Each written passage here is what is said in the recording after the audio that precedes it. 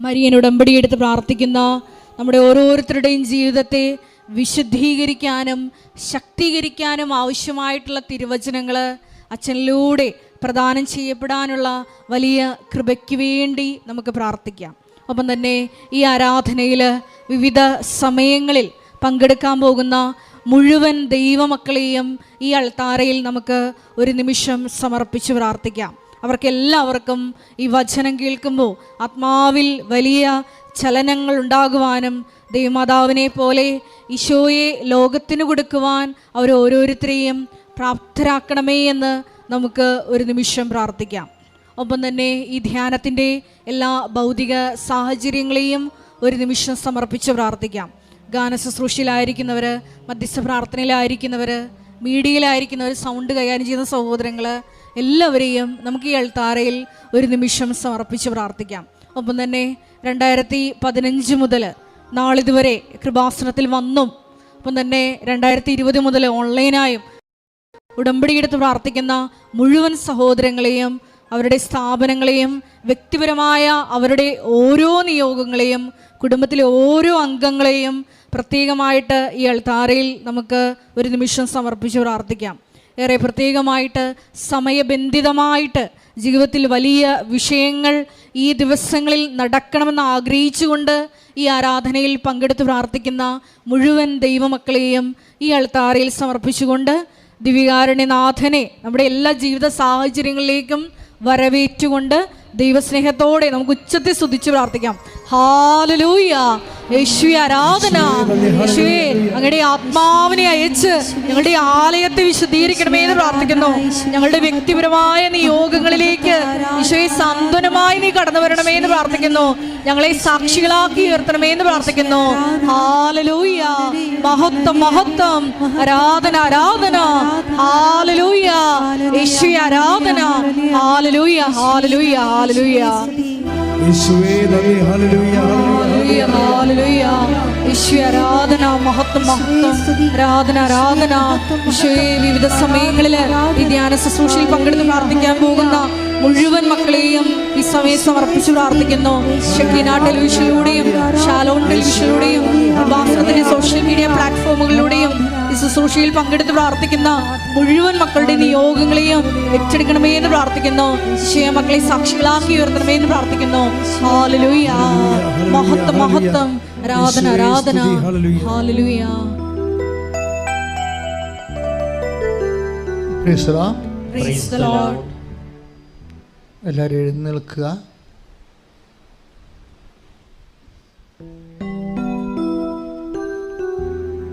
ഇപ്പോൾ സ്തുതിപ്പിന്റെ സമയമാണ്. സ്തുതിക്കട്ടെ. ഹല്ലേലൂയ ഹല്ലേലൂയ ഹല്ലേലൂയ ഹല്ലേലൂയ. മഹത്വം മഹത്വം. ആരാധന ആരാധന. ഹല്ലേലൂയ ഹല്ലേലൂയ.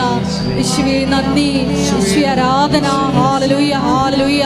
യേശുവേ കൂടി ഈ ധ്യാനം നയിക്കുന്ന ബഹുമാനപ്പെട്ട മേശു ജോസഫ് അച്ഛനെ ഈ അൾത്താരയിൽ സമർപ്പിച്ച് പ്രാർത്ഥിക്കുന്നു. യേശുവേ ഞങ്ങൾക്ക് വചനം നൽകണമേ എന്ന് പ്രാർത്ഥിക്കുന്നു. യേശുവേ ഞങ്ങളെ ആത്മാവിൽ വഴി നടത്തണമേ എന്ന് പ്രാർത്ഥിക്കുന്നു. ഹല്ലേലൂയ ഹല്ലേലൂയ. മഹത്വം മഹത്വം. ആരാധന ആരാധന. ഒരുമിച്ച് പാടാം. Hallelujah hallelujah. കൈ അടിച്ചിട്ട് പാടുക.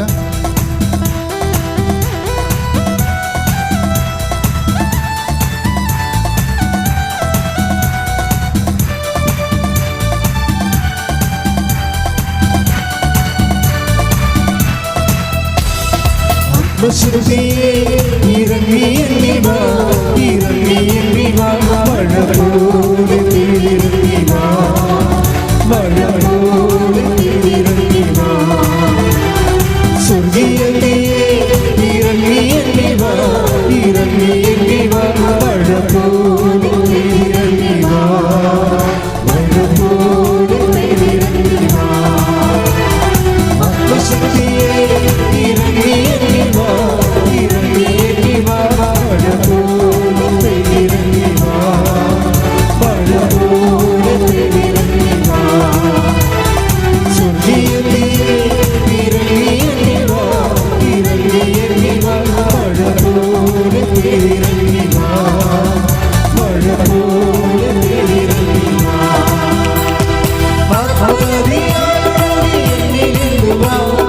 ആത്മശക്തിയായി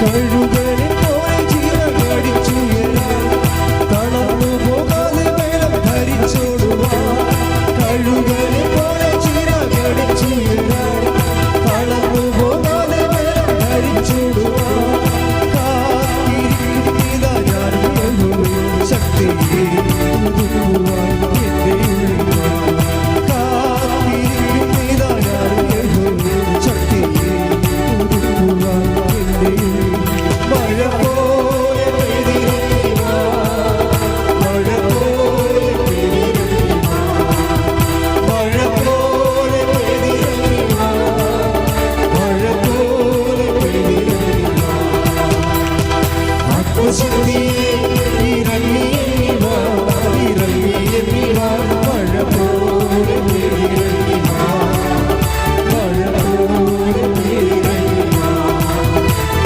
സ്വർഗീയതയെ ഇറങ്ങി വാ ഇറങ്ങി വാ മഴ പോലെ പെയ്തിറങ്ങി വാ മഴ പോലെ പെയ്തിറങ്ങി വാ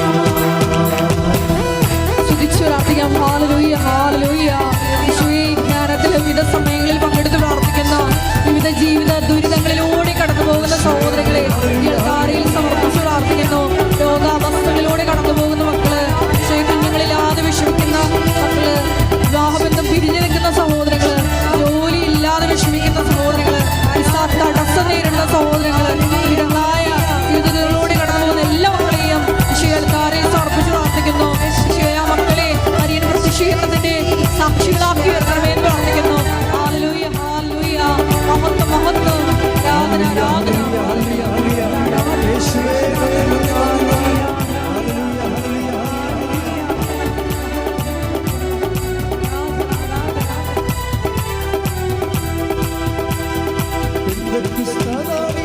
മാളികൾ മുറിയും അഗ്നിനാവിനാൽ മുഴുവൻ നിറച്ചവരേ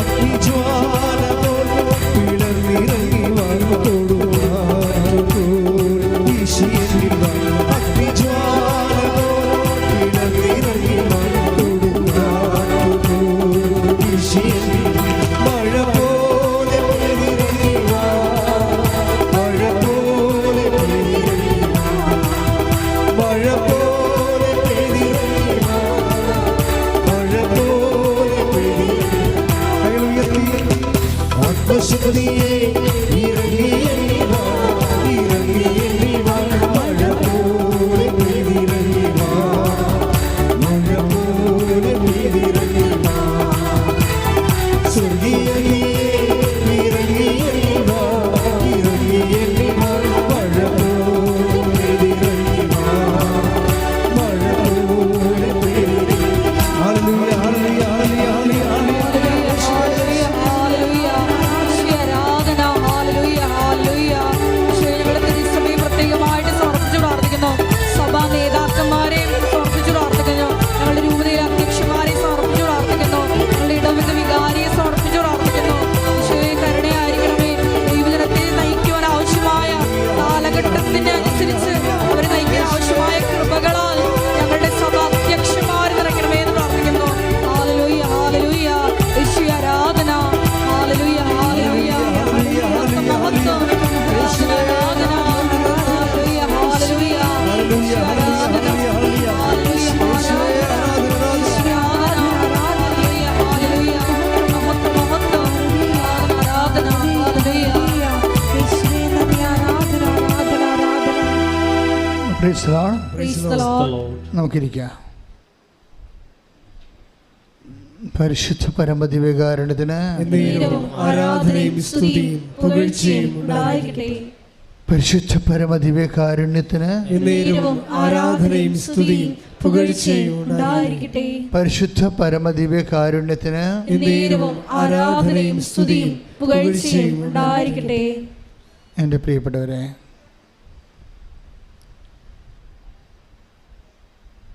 ഉടമ്പടി എന്ന് പറയുന്നത് ഭൗതികമായ ഭാഷയിൽ പറഞ്ഞാൽ സീറോ ക്യാപിറ്റലിൽ വർക്ക് ചെയ്യുന്ന ഒരു പദ്ധതിയാണ്. നമുക്കൊരു ബിസിനസ് ചെയ്യണമെങ്കിലും ജോലി വേണമെങ്കിലും നമ്മുടെ കയ്യിൽ ഭൗതികമായ ആസ്തികളുണ്ടാകണം. ഉടമ്പടി പ്രകാരം നമ്മൾ ദൈവത്തിൻ്റെ ആസ്തികളിൽ, ചിലപ്പോൾ ദൈവത്തിൻ്റെ ആസ്തികളിൽ മാത്രം ആശ്രയിച്ചും ഉടമ്പടി നമുക്ക് വിജയിപ്പിച്ചെടുക്കാൻ പറ്റും. ഞാൻ ഇങ്ങനെ ആമുഖമായിട്ട് എന്താ ഇങ്ങനെ പറയണമെന്ന് വെച്ച് കഴിഞ്ഞാൽ, നിങ്ങൾ ആവലാതിപ്പെടേണ്ട ഒരു കാര്യമില്ല. നമ്മുടെ കൗണ്ടർ പാർട്ട്, നമ്മൾ ഇൻട്രാക്ട് ചെയ്യുന്ന വ്യക്തി ദൈവമായതുകൊണ്ട് ദൈവത്തിൻ്റെ കപ്പാസിറ്റിയിലാണ് നമ്മൾ ഉടമ്പടി ആശ്രയിക്കുന്നത്. അപ്പോൾ ദൈവത്തിൻ്റെ കപ്പാസിറ്റിയിൽ നമ്മൾ ഡ്രോ ചെയ്യണമെന്നുണ്ടെങ്കിൽ നമുക്ക് വളരെ ട്രഡീഷണൽ ആയിട്ടുള്ള കുറച്ച് കാര്യങ്ങൾ ആണ് വേണ്ടത്. ട്രഡീഷണലായിട്ട് ദൈവമായിട്ട് ഇൻട്രാക്ട് ചെയ്യാനായിട്ടുള്ള കാര്യങ്ങളിലൊന്ന് വിശ്വസ്തതയാണ്. ദൈവം ഓർക്കുന്നത് വിശ്വസ്തതയാണ്. അപ്പം നിസ്സാര കാര്യമല്ല വിശ്വസ്തത എന്ന് പറയുന്നത്. അപ്പം പ്രവാചകന്മാരുടെയൊക്കെ പ്രാർത്ഥന പരിശോധിച്ചാൽ പ്രവാചകന്മാർ ദൈവത്തോട് പറയുന്നത് തന്നെ, എൻ്റെ പൂർവ്വകാലങ്ങളിലുള്ള അങ്ങയോടുള്ള വിശ്വസ്തത അങ്ങ് ഓർക്കണമേ. അത് വല്ലാത്ത പ്രാർത്ഥനയാണ്. ഒരു പ്രാർത്ഥന ദൈവം സ്വീകരിക്കണമെങ്കിൽ അതിൻ്റെ ബേസ്മെൻറ്റിൽ വിശ്വസ്തത, എൻ്റെ വിശ്വാസത്തെ ഓർക്കണമേ എന്നല്ല പ്രാർത്ഥിക്കണത്. നമുക്ക് വചനം എടുക്കാം. ശ്രുതികടെ ഹല്ലേലൂയ.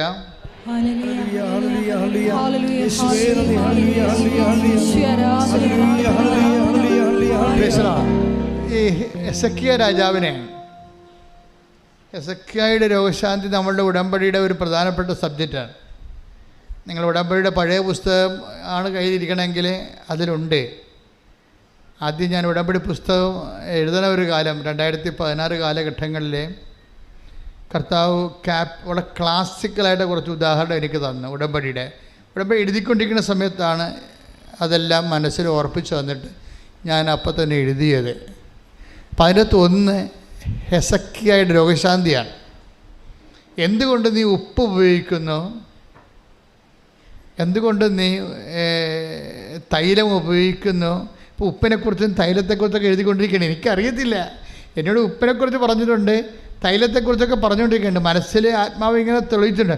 പക്ഷേ എൻ്റെ മനസ്സിലേക്കാണ് ഇതൊക്കെ ഉപയോഗിക്കുമ്പോൾ എന്തുകൊണ്ട് എന്ന് ജനങ്ങൾ ചോദിച്ചാൽ ഞാൻ എന്ത് പറയും?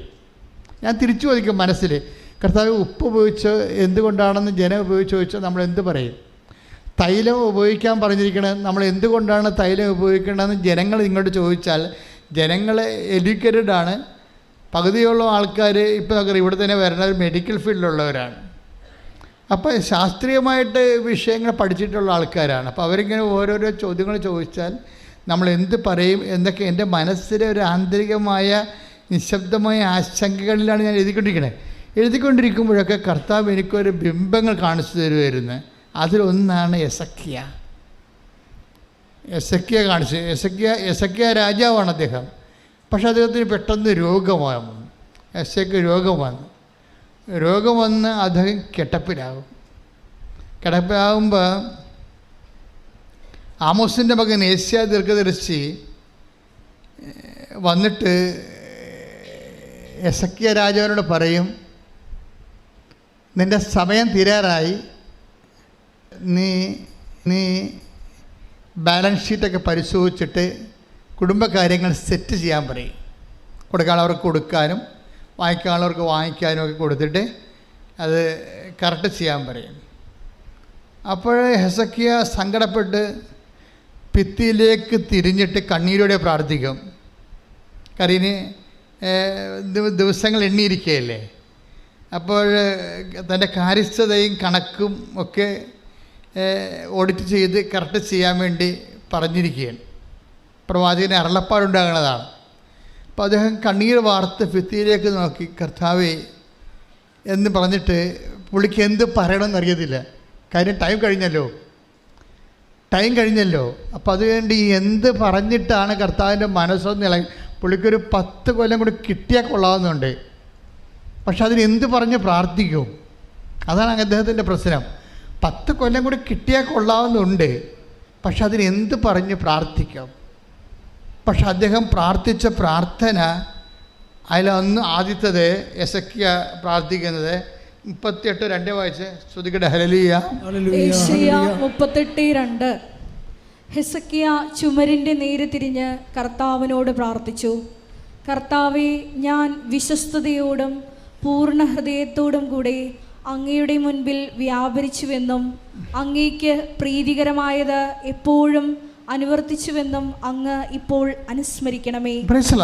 ഇത് അതായത് നമ്മളെക്കുറിച്ച്, ഇതാണ് നമ്മുടെ ആസ്തി എന്ന് പറയുന്നത്. നമ്മളെക്കുറിച്ച് അത്യാഹിത കഥ. ഇപ്പോൾ അദ്ദേഹത്തിന് ആയുസിൻ്റെ പ്രശ്നമാണ്, നമുക്ക് ജോലിയുടെ പ്രശ്നമാകാം, ചിലപ്പോൾ വീടിൻ്റെ പ്രശ്നമാകാം, ചിലപ്പോൾ വിവാഹത്തിൻ്റെ പ്രശ്നമാകാം, ഇപ്പം നമുക്ക് വേറെ പ്രശ്നങ്ങളാകാം. പക്ഷെ നമ്മൾ ദൈവതിരുസന്നിധിയിൽ ആസ്തികളെ ഡ്രോ ചെയ്യുന്നതിന് ആദ്യം പ്രാർത്ഥിക്കേണ്ട പ്രാർത്ഥനയുടെ ഒരു രൂപമാണിത്. എന്താണ് പറയണത്? 38:2 യെശയ്യാ ചുമരിൻ്റെ നേരെ തിരിഞ്ഞ് കർത്താവിനോട് പ്രാർത്ഥിച്ചു. എന്താ പ്രാർത്ഥിച്ചത്? കർത്താവേ, ഞാൻ വിശ്വസ്തയോടും. ഒന്നാമത്തെ കാര്യം എന്താണ്? വിശ്വസ്തത. രണ്ടാമത്തെ കാര്യം വിശ്വസ്തയോടും, അതുപോലെ തന്നെ പൂർണ്ണ ഹൃദയത്തോടും കൂടെ. ഇത് രണ്ടും പ്രധാനപ്പെട്ട വിഷയമാണ്. ഉടമ്പടി പെട്ടെന്ന് കത്താനുള്ള നമ്മൾക്ക് ക്രമീകരിക്കാനുള്ള 2 കാര്യങ്ങളാണ്. ഒന്ന് വിശ്വസ്തത, രണ്ടാമത്തത് ഹൃദയത്തിൻ്റെ പൂർണ്ണത. നമ്മളൊരു ഹാഫ് മൈൻഡായിട്ട് ചില ആൾക്കാർ ചെയ്യും. ആ ചെയ്യുമ്പോൾ അറിയാൻ പറ്റും. ദൈവത്തിനെ ഹാഫ് മൈൻഡായിട്ട് ചെയ്യണത് കായൻ്റെ ബലി പോലെ റിജക്റ്റ് ചെയ്യപ്പെടാൻ സാധ്യതയുണ്ട്. നിങ്ങളീ മാതപ്പിന് പിടിച്ച പോലെ തണ്ടുപത്രം ആർക്ക് കൊടുക്കാനാണ്, എപ്പോൾ കൊടുക്കും, ഏത് ആശുപത്രി പോകാനാണ്, അവർ വല്ലതും പറയുക, ഇങ്ങനെയൊക്കെ പിച്ചുമ്പയും പറഞ്ഞ് പ്രാന്തികളെപ്പോലെ പ്രേക്ഷിത പ്രവർത്തനം ചെയ്യത്തില്ലേ? ഹാഫ് മൈൻഡാണത്. അത് കായൻ്റെ ബലി പോലെ റിജക്റ്റഡ് ആവും. കാര്യം നിങ്ങളുടെ ഈ കാട്ടിക്കൂടൽ കൊണ്ട് ദൈവത്തിന് പ്രത്യേകിച്ച് കാര്യങ്ങളൊന്നുമില്ല. ദൈവം നോക്കണത് നിങ്ങൾ ഫിഡേലാണോ എന്ന് നോക്കും. ഈ ചെയ്യണ ആളിനെ എന്ത് ചെയ്തു എന്നല്ല. നമ്മളെപ്പോഴും അച്ഛൻ നിങ്ങളോട് പറഞ്ഞിരിക്കുന്ന വിഷയമുണ്ട്. എന്താണ്? എന്ത് ചെയ്തു എന്നതിനേക്കാൾ ഉപരി എന്ത് സ്പിരിറ്റ് കൊണ്ട് ചെയ്തു എന്നാണ്. അത് എപ്പോഴും ദൈവത്തിൻ്റെ തിരുസേന വരുമ്പോൾ നമ്മൾ എന്ത് ചെയ്തു എന്നല്ല പ്രശ്നം. അത് ചെയ്തപ്പോൾ വാട്ട് സ്പിരിറ്റ് ലീഡ്സ് യു. കർത്താവും വന്നപ്പോൾ ചോദിച്ച ചോദ്യം അതാണ്. അങ്ങനെ ചെയ്തപ്പോൾ എന്തരൂപിയാണ് നിങ്ങളെ നയിച്ചത്? അത് ഭയങ്കര സീരിയസ് വിഷയമാണ്. എന്തരൂപിയാണ് നിങ്ങളെ ഓരോ കാര്യങ്ങൾ ചെയ്യാൻ പ്രേക്ഷിത പ്രവർത്തനം ചെയ്യുമ്പോൾ എന്തരൂപിയാണ് നിങ്ങളെ നയിച്ചത് എന്ന് വെച്ച് കഴിഞ്ഞാൽ ദൈവസ്നേഹം കൊണ്ട് പോയി ചെയ്യാൻ പറ്റും, ദൈവത്തോടുള്ള കടുത്ത സ്നേഹം കൊണ്ട് ചെയ്യാൻ പറ്റും. വല്ലപാടും ചെയ്ത് ഒപ്പിച്ചിട്ട് വിസ പ്രോസസ്സിങ് ത്വരിതപ്പെടുത്തി ചെയ്യാൻ പറ്റും, ത്വരിതപ്പെടുത്താൻ വേണ്ടി ചെയ്യാം. എന്ത് മണ്ണാങ്കട്ടയാലും ശരി മാങ്ങാത്തൊരിയാലും ചെയ്ത് തുരച്ചേക്കാമെന്ന് പറഞ്ഞുകൊണ്ട് 5 കെട്ട് പത്രത്തിന് 50 കെട്ട് പത്രം മേടിച്ച് കൊണ്ടേ ഒപ്പിക്കും. ചിലപ്പോൾ നിങ്ങൾ 50 കെട്ട് പത്രമായിരിക്കും മേടിച്ച് കൊടുക്കണത്. എന്താ ഉദ്ദേശിക്കണത്? ദൈവത്തിന് എന്നാ പ്രസാദമാണോ ഉണ്ടാകാൻ പോണത്, എന്തെങ്കിലും ചെയ്തായാലും ശരി നമ്മുടെ കാര്യം എന്ന വസ്തു വിറ്റ് കിട്ടിയാൽ മതി എന്ന്. അതാണ് വാട്ട് സ്പിരിറ്റ് ലീഡ്സ് യു. അവിടെ പ്രോബ്ലം ഇതാണ്. ചിലപ്പോൾ ഒരു ദിവസം, ഇപ്പോൾ കഴിഞ്ഞ ദിവസത്തെ ഒരു സാക്ഷ്യം നമ്മൾ ഞെട്ടിച്ച് കളഞ്ഞത്, ഒരു ഗർഭിണി ചേച്ചി 10 കിലോമീറ്റർ സഞ്ചരിച്ച് കൊണ്ടൊരു പത്രം കൊടുക്കാൻ പോയി ഒരു വീട്ടിൽ. അവർക്കിത് ആവശ്യമാണ്, അവർ ദൈവത്തിലേക്ക് വരണം. അതെന്ത് രൂപയാണത്? ഗർഭിണിക്ക് നടക്കാൻ തന്നെ പാടാണ്. ഗർഭിണി ചേച്ചി ഒരു പത്രം കൊടുക്കാൻ വേണ്ടി 10 കിലോമീറ്റർ സഞ്ചരിച്ച് പോയിരിക്കുകയാണ്. എന്താണ്? ആ വീട്ടിൽ കൊടുക്കണം. എന്താണ്? അവർ കർത്താവിനെ അറിയണം. അതെന്താണ്? അതെന്തരൂപിയാണ്? ദൈവസ്നേഹമാണ്. അതാ പ്രശ്നം. ചിലപ്പോൾ നിങ്ങൾ 10 കെട്ട് പത്രം കൊടുക്കുമായിരിക്കും, പക്ഷെ ഇത് എങ്ങനെയെങ്കിലും കൊടുത്ത് ചെന്ന് എണ്ണം തികച്ചിട്ട് അതുവഴി നമ്മുടെ വിസ പ്രോസസ്സിങ് ത്വരിതപ്പെടുത്തുക, പരീക്ഷ ജയിക്കുക എന്ന് പറയുമ്പോൾ നിങ്ങൾ സ്നേഹിക്കുന്നത് ആരെ? നിങ്ങളെ തന്നെയാണ്, ദൈവത്തെ അല്ല. ദൈവത്തിന് അതറിയാം. അഭ്യാസം അറിയാം. നിങ്ങൾ തന്നെയാണ്. നിങ്ങളെങ്ങനെ കരകയറാൻ വേണ്ടി, കാര്യം കാണാൻ വേണ്ടി കഴുതക്കാലം പിടിക്കണമെന്ന് പറഞ്ഞതുപോലെ ദൈവത്തിൻ്റെ കാലെ പിടിച്ചേക്കാണ്. അത് ദൈവസ്നേഹമല്ല ശരിക്കും പറഞ്ഞു, നിങ്ങളുടെ വിഷയത്തോടുള്ള സ്നേഹമാണ്. അപ്പോൾ ദൈവത്തിന് അറിയാൻ പറ്റും അത് പൂർണ്ണ. അതാണ് യെസക്കിയ പ്രാർത്ഥിക്കണം. ഒന്നിനു വായിച്ചോളൂ. യെസക്കിയ 2:32. കർത്താവേ, ഞാൻ വിശ്വസ്തയോടും പൂർണ്ണ ഹൃദയത്തോടും കൂടെ അങ്ങയുടെ മുൻപിൽ വ്യാപരിച്ചുവെന്നും അങ്ങേക്ക് പ്രീതികരമായത് എപ്പോഴും അനുവർത്തിച്ചുവെന്നും അങ്ങിപ്പോൾ അനുസ്മരിക്കണമേ. ദൈവത്തിന് പ്രീതികരമായെന്ന് വെച്ച് കഴിഞ്ഞാൽ അത് ദൈവത്തിൻ്റെ ദൈവത്തിൻ്റെ പ്രീതികരമായിട്ട് എങ്ങനെ നമ്മൾ ജീവിക്കണത്, അത് വിൽ ഓഫ് ഗോഡ് ആണെന്ന് നോക്കണം. അതാണ് ദൈവത്തിന് പ്രീതി എന്ന് പറയണത്. ദൈവത്തിൻ്റെ ഇപ്പം നമ്മളിത് മുഴുവൻ പോണത് നിങ്ങളുടെ പ്രീതികരമായ വിഷയങ്ങളായിട്ടാണിത് വരണത് 14. അപ്പം ദൈവത്തിന് അറിയാം ഇത് നിങ്ങളുടെ വിഷയം നിറവേറ്റി കഴിഞ്ഞാൽ പിന്നെ നിങ്ങൾ ഉടമ്പടിയിൽ ഉണ്ടാകത്തില്ലെന്ന് ദൈവത്തിന് അറിയാം. കഴിഞ്ഞ ദിവസങ്ങളിൽ ഒരു ഫിലിം ഡയറക്ടർ ഇവിടെ വന്നിട്ടുണ്ടായിരുന്നു. അപ്പോൾ അയാൾ എന്നോടൊരു ചോദ്യമേ ചോദിച്ചുള്ളൂ.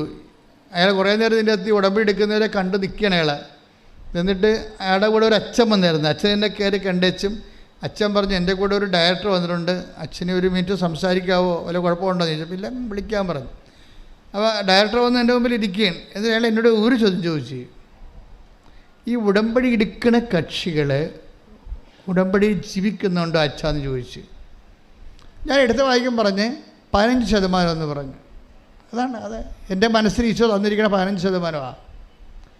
അയാൾ ചോദിച്ചത് ഉടമ്പടി എടുത്ത വ്യക്തികൾ ഇപ്പം സിനിമാ നടന്മാരും അതുപോലെ തന്നെ പൈലറ്റുമാരും അതുപോലെ തന്നെ ശാസ്ത്രജ്ഞന്മാരും വക്കീലന്മാരും ജഡ്ജിമാരും ഒക്കെ ഉടമ്പടി എടുത്തിട്ടുണ്ട്. അപ്പോഴേ സാധാരണ മനുഷ്യർ ഉടമ്പടി എടുത്തിട്ടുണ്ട്. അപ്പോൾ അവരുടെ ചോദ്യം ഇതാണ്, ഉടമ്പടി എടുത്ത വ്യക്തികൾ ഉടമ്പടി ജീവിക്കുന്നുണ്ടോ, അവരുടെ പിന്നീടുള്ള അവരുടെ ജീവിതം എങ്ങനെയാണെന്ന് ചോദിച്ചു. പിന്നീടുള്ള അവരുടെ ജീവിതം എങ്ങനെയാണ്, അതാണ് ചോദ്യം.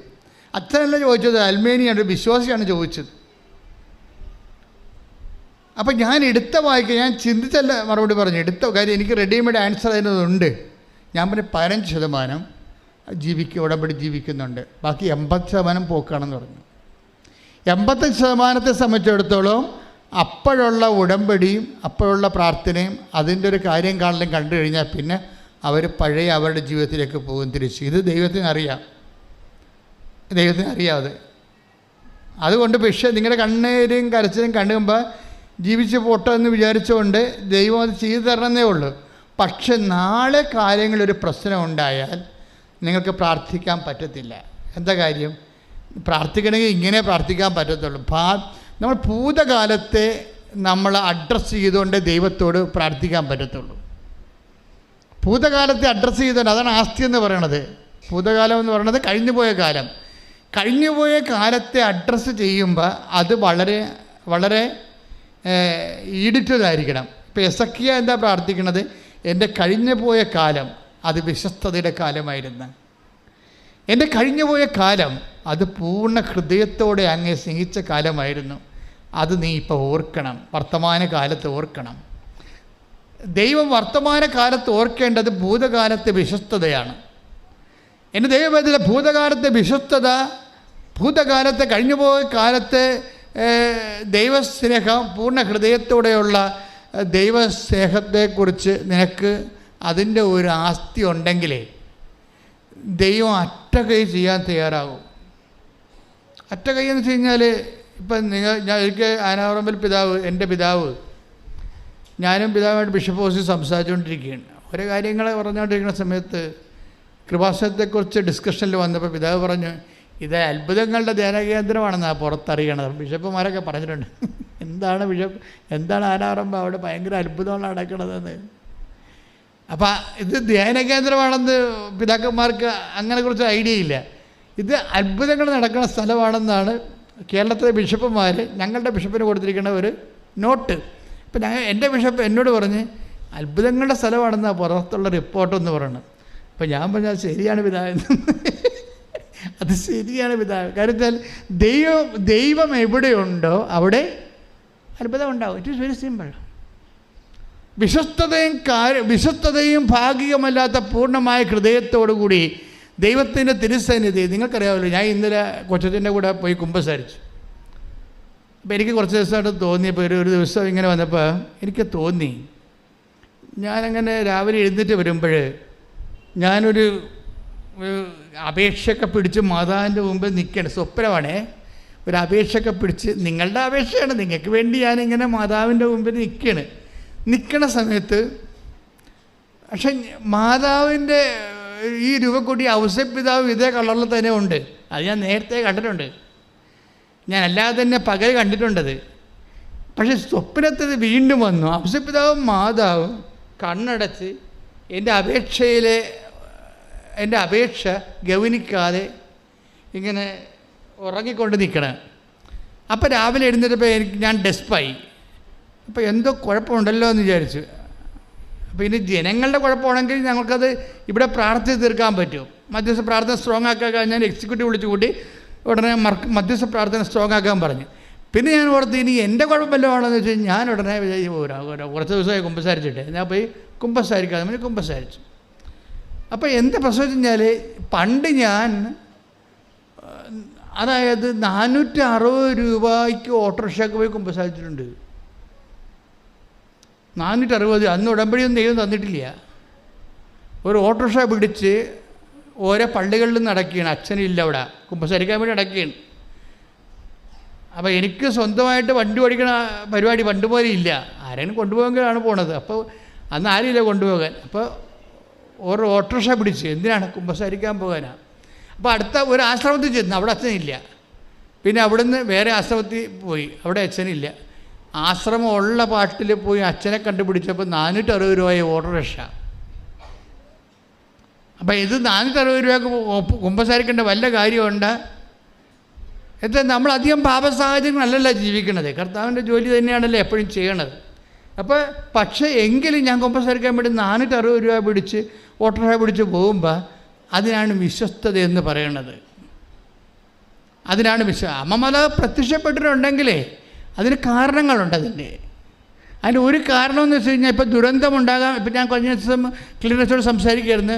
ഒരു കാര്യമെന്ന് പറയണത്, ദൈവം എന്നോട് പറഞ്ഞ് അമ്മമാല പ്രത്യക്ഷപ്പെട്ടതിന് ശേഷം എന്താ പറഞ്ഞത്, ദുരന്തമുണ്ടാകാൻ പോണ് പ്രാർത്ഥിക്കണമെന്ന്. അപ്പം ഞാനത് ബുദ്ധിപൂർവ്വം എടുക്കുന്ന ആളല്ല. ഞാൻ ദൈവം എന്താ പറയണത് അത് അതുപോലെ നടപ്പിലാക്കും. എനിക്കറിയാം ഇത് അച്ഛന്മാരൊക്കെ എന്നെ കളിയാക്കും, ഇതിങ്ങർക്ക് വട്ടുപാട് തോന്നിയതാണ്, സ്വപ്നം കണ്ടതായിരിക്കും. ഇപ്പം ഇന്നലെ കണ്ണൻ എന്നും പറഞ്ഞൊരുത്തൻ, അവൻ കത്തോലിക്കൊന്നും അല്ല കേട്ടാ, അവൻ ക്രിസ്ത്യാനിയല്ല. കണ്ണൻ്റെ സാക്ഷ്യം എന്താണെന്ന് അറിയാമോ? പണ്ട് ഞാനിവിടെ സാക്ഷ്യം പറഞ്ഞതാണ്. കണ്ണൻ മലബാറുകാരനാണ്. കണ്ണൻ പറയണത് പണ്ട് ഞാനിവിടെ സാക്ഷ്യം പറഞ്ഞതാണ്. അന്ന് ഞാൻ പറഞ്ഞത് ഉടമ്പടി ആധ്യാത്മികതയുടെ ഒരു സ്കൂളാണെന്നാണ് പറഞ്ഞത്. പക്ഷേ ഇന്ന് ഞാൻ പറയണത് അതല്ല. ഉടമ്പടി എന്ന് പറയണത് നിത്യതയുടെ താക്കോലാണെന്ന്. ശ്രദ്ധിക്കട്ടെ. ഹല്ലേലൂയ, യേശു ഹല്ലേലൂയ, ഹല്ലേലൂയ, ഹല്ലേലൂയ.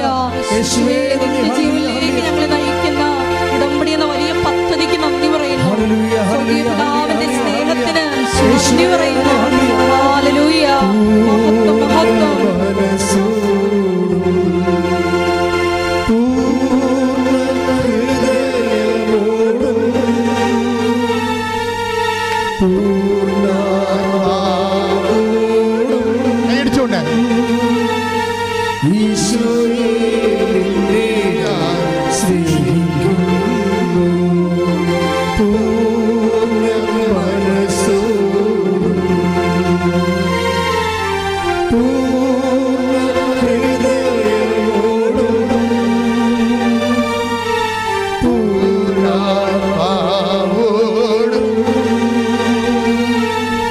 ഈശോയെ നിന്നെ ഞാൻ സ്നേഹിക്കുന്നു.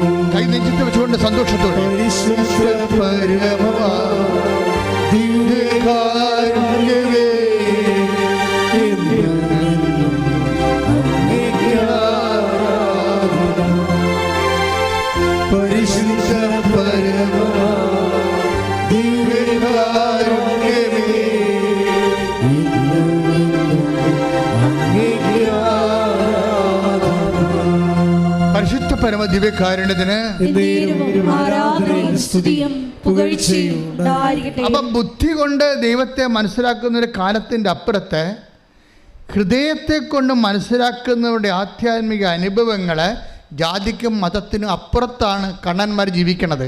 എന്താണ്? ഉടമ്പടി നിത്യതയുടെ താക്കോല്. എന്തൊരു വർത്തമാനാണ്! ഞാൻ കീഴ്പാട് കുമ്പിട്ട് പോയി. എന്താ കാര്യം? ഉടമ്പടി നിത്യതയുടെ താക്കോലെന്ന് പറയണമെങ്കിൽ പരിശുദ്ധാത്മാവ് നേരിട്ട് വന്ന് അവരോട് പറഞ്ഞു കാണും. അതാണ് അവരുടെ ജ്ഞാനം. ശ്രുതിക്കട്ടെ ഹല്ലേലൂയ.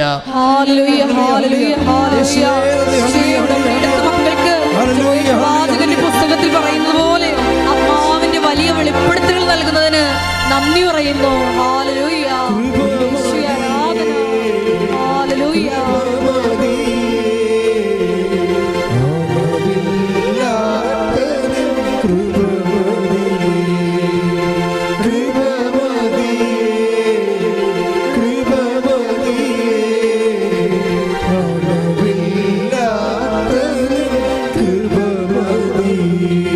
പരിശുദ്ധ പരമ ദിവ്യകാരുണ്യത്തിന് ആരാധനയും സ്തുതിയും പുകഴ്ചയും ഉണ്ടായിരിക്കട്ടെ. എൻ്റെ മക്കളെ, അച്ഛൻ പറഞ്ഞു വരണത് എന്താണെന്ന് അറിയാമോ? ഇതിന് ആസ്തി ഭദ്രതയെക്കുറിച്ചാണ് പറയണത്.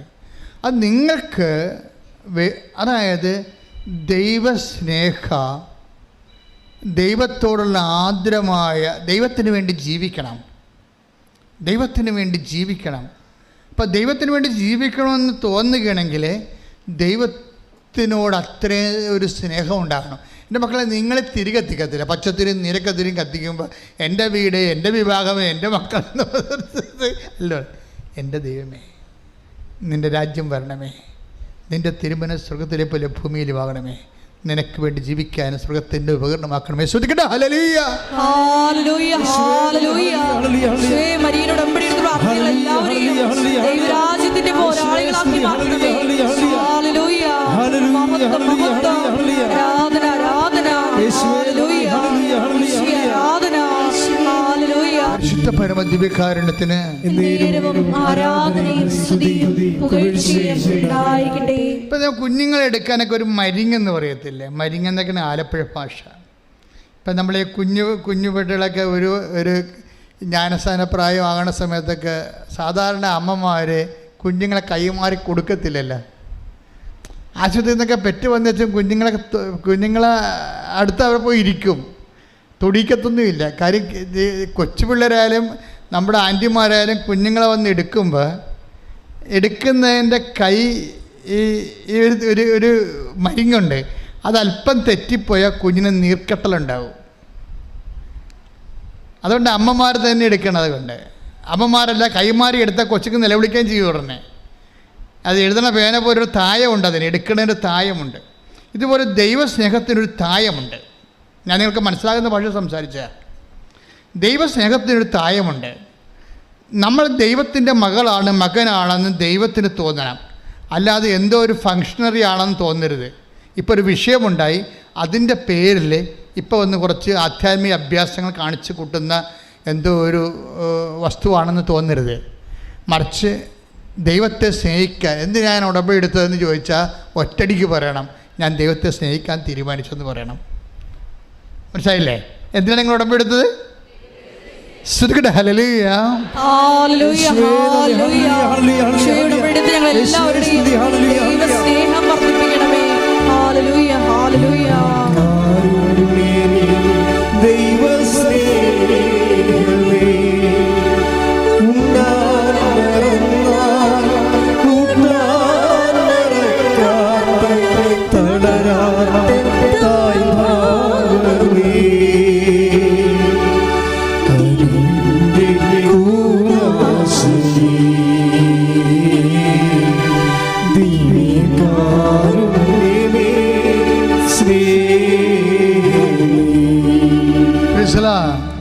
കഴിഞ്ഞ ദിവസങ്ങളിലൊരു സാക്ഷ്യം ഉണ്ടായിരുന്നു. ഞാൻ ഇട്ടിട്ടുണ്ടത്, യൂട്യൂബിലുണ്ട്. അവരുടെ പേര് അതായത് സിമി തൃപ്പൂണിത്തറ.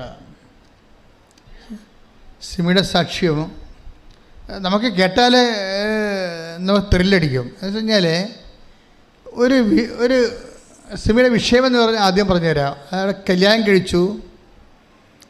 കഴിച്ചു കഴിഞ്ഞിട്ട് പിന്നെ നമ്മുടെ ഈ ഫെലോപ്യൻ ട്യൂബ് അല്ല ഈ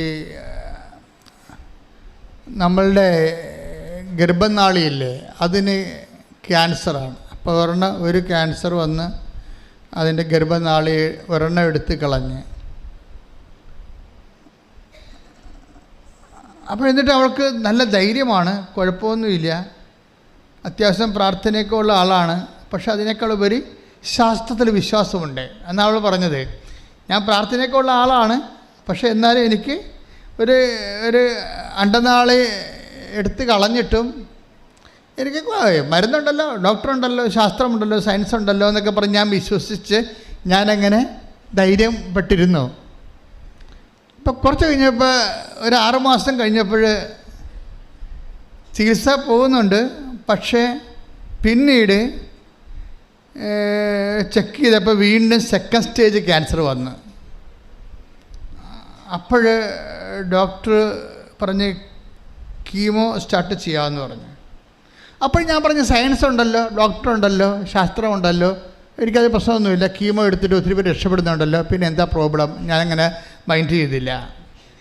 ഞാൻ വളരെ ക്ലിയറായിട്ട് പോയി. അങ്ങനെ 1 മാസം കഴിഞ്ഞ് ഒരു കൊല്ലം കഴിഞ്ഞപ്പോൾ അപ്പോൾ ഞാൻ ഓക്കെ ആയിട്ട് ജോലിയൊക്കെ ചെയ്യുന്നുണ്ട്. അത് പോയ ക്യാൻസർ 3-ാം പ്രാവശ്യം വന്ന് 3-ാം പ്രാവശ്യം എൻ്റെ ഇവിടെ തോളിലൊരു മുഴ വന്ന് എൻ്റെ പെൽവിക് റീജിയനിലൊക്കെ അരക്കെട്ടിന് താഴെയും അരക്കെട്ടോട് ബന്ധപ്പെട്ട ഭാഗങ്ങളെല്ലാം ഇതുപോലെ മുഴകൾ വന്നു. അപ്പോൾ ഡോക്ടർ പറഞ്ഞു പെറ്റ് സ്കാൻ എടുക്കണമെന്ന് പറഞ്ഞു. അപ്പോൾ പെറ്റ് സ്കാൻ എടുത്തു. അപ്പോൾ കുറച്ച് വ്യാപിച്ചിട്ടുണ്ട് എന്ന് പറയുമ്പോൾ അപ്പോൾ ഡോക്ടർ പറഞ്ഞു നമുക്ക് നോക്കാം എന്ന് പറഞ്ഞു. അപ്പോഴെൻ്റെ ചങ്ക് പതറിപ്പോയി. ഇത്രയും നാൾ ഡോക്ടർ കുഴപ്പമില്ല എന്ന് പറഞ്ഞതെന്ന് വെച്ചാൽ ഇപ്പം പറഞ്ഞത് എന്താണ്, നമുക്ക് നോക്കാം. അപ്പം ഞാൻ വിശ്വസിച്ച സയൻസിനെ എവിടെയോ അടി പതറുന്നുണ്ട്. ആ പതർച്ച തിരിച്ചടിച്ച് ഇവൾക്ക്. കരിവെള്ള മുടിയൊക്കെ പോയി, ലക്ഷണം മാറി. അപ്പോൾ ഇനി എന്ത് ചെയ്യുമെന്നറിയാൻ പാടില്ലാതെ പോയി. മനസ്സിലായില്ലേ? 3-ാം സ്റ്റേജ് വന്നിട്ട് 1.5 കൊല്ലം 2 കൊല്ലം ഈ പേഷ്യൻ്റ് കടന്നു പോയിട്ടും സയൻസ് ഉണ്ടല്ലോ, ഡോക്ടറുണ്ടല്ലോ, ചികിത്സയുണ്ടല്ലോ, എത്ര പേര് ചികിത്സിച്ച് സുഖപ്പെടുന്നുണ്ടല്ലോ എന്ന് പറഞ്ഞ് ധൈര്യപ്പെടുകയാണ്. അപ്പോഴും ഇവർക്ക് ഫുള്ളായിട്ട് ദൈവത്തിൽ ഇൻവെസ്റ്റ് ചെയ്യാൻ പറ്റണില്ല. എന്താ കാര്യം? ചികിത്സയുണ്ടല്ലോ, ഡോക്ടറുണ്ടല്ലോ, സയൻസ് ഉണ്ടല്ലോ എന്നൊക്കെ പറഞ്ഞുണ്ടല്ലോ എന്നൊക്കെ പറഞ്ഞിട്ട് അവരതിന് അവലംബം വെച്ച് നിൽക്കുകയാണ്. ഇവിടെയാണ് ഈ എസക്കിയ പറയുന്നത്. ആ വചനം വായിച്ച മോളെ ശ്രുതികട്ടെ. യെശയ്യാ 38:3. കർത്താവേ, ഞാൻ വിശ്വസ്തയോടും പൂർണ്ണ ഹൃദയത്തോടും കൂടെ അങ്ങയുടെ മുൻപിൽ വ്യാപരിച്ചുവെന്നും അങ്ങേക്ക് പ്രീതികരമായത് എപ്പോഴും അനുവർത്തിച്ചുവെന്നും അങ്ങിപ്പോൾ അനുസ്മരിക്കണമേ. അപ്പൊ എസക്കിയ എന്താ പ്രാർത്ഥിക്കണത്? ഒന്ന്, എൻ്റെ പൂർവ്വകാലങ്ങളിലുള്ള വിശ്വസ്തത. പിന്നെ എന്താ? പൂർണ്ണമായ ഹൃദയത്തോടെ അങ്ങയുടെ തിരിച്ച് അവരുടെ പ്രശ്നം വേണ്ടത്. ഇപ്പോൾ ഡോക്ടറുണ്ടല്ലോ, സയൻസ് ഉണ്ടല്ലോ, മെഡിസിൻ ഉണ്ടല്ലോ എന്ന് പറയുമ്പോഴേ പൂർണ്ണ ഹൃദയമില്ലത്. ഹൃദയം 1/4 സയൻസിന് കൊടുത്തിരിക്കുകയും. ഇവിടെയാണ് പ്രശ്നം വേണ്ടത്. നിങ്ങൾ സയൻസിന് കൊടുക്കും, ഞാനും ചികിത്സിക്കുന്നതാണ്, എനിക്കും രോഗം വന്ന് ഞാനും ചില സമയത്ത് ചികിത്സിക്കും. പക്ഷേ അതല്ല പ്രശ്നം. നമ്മൾ അതിന് ഹൃദയം കൊടുക്കരുത്. ഹൃദയം ആർക്കാണ് കൊടുക്കേണ്ടത്? ഹൃദയം സയൻസിനെയും ഡോക്ടറിനെയും കണ്ടുപിടിച്ച ദൈവത്തിനാണ് 1-ാം സ്ഥാനം കൊടുക്കേണ്ടത്. ശ്രുതികട്ടെ. ഹല്ലേലൂയ, ഹല്ലേലൂയ, ഹല്ലേലൂയ, ഹല്ലേലൂയ. യേശുവേ, എപ്പോഴും അങ്ങയുടെ സന്നിധിയിൽ പൂർണ്ണ ഹൃദയത്തോടെ വ്യാപരിക്കുവാൻ ഈ ആരാധനയിലൂടെ ഞങ്ങളെ അഭിഷേകിക്കുന്നു. ഹല്ലേലൂയ, മഹത്വം, മഹത്വം, ആരാധന, ഹല്ലേലൂയ. രക്ഷകാ കർത്താവേ,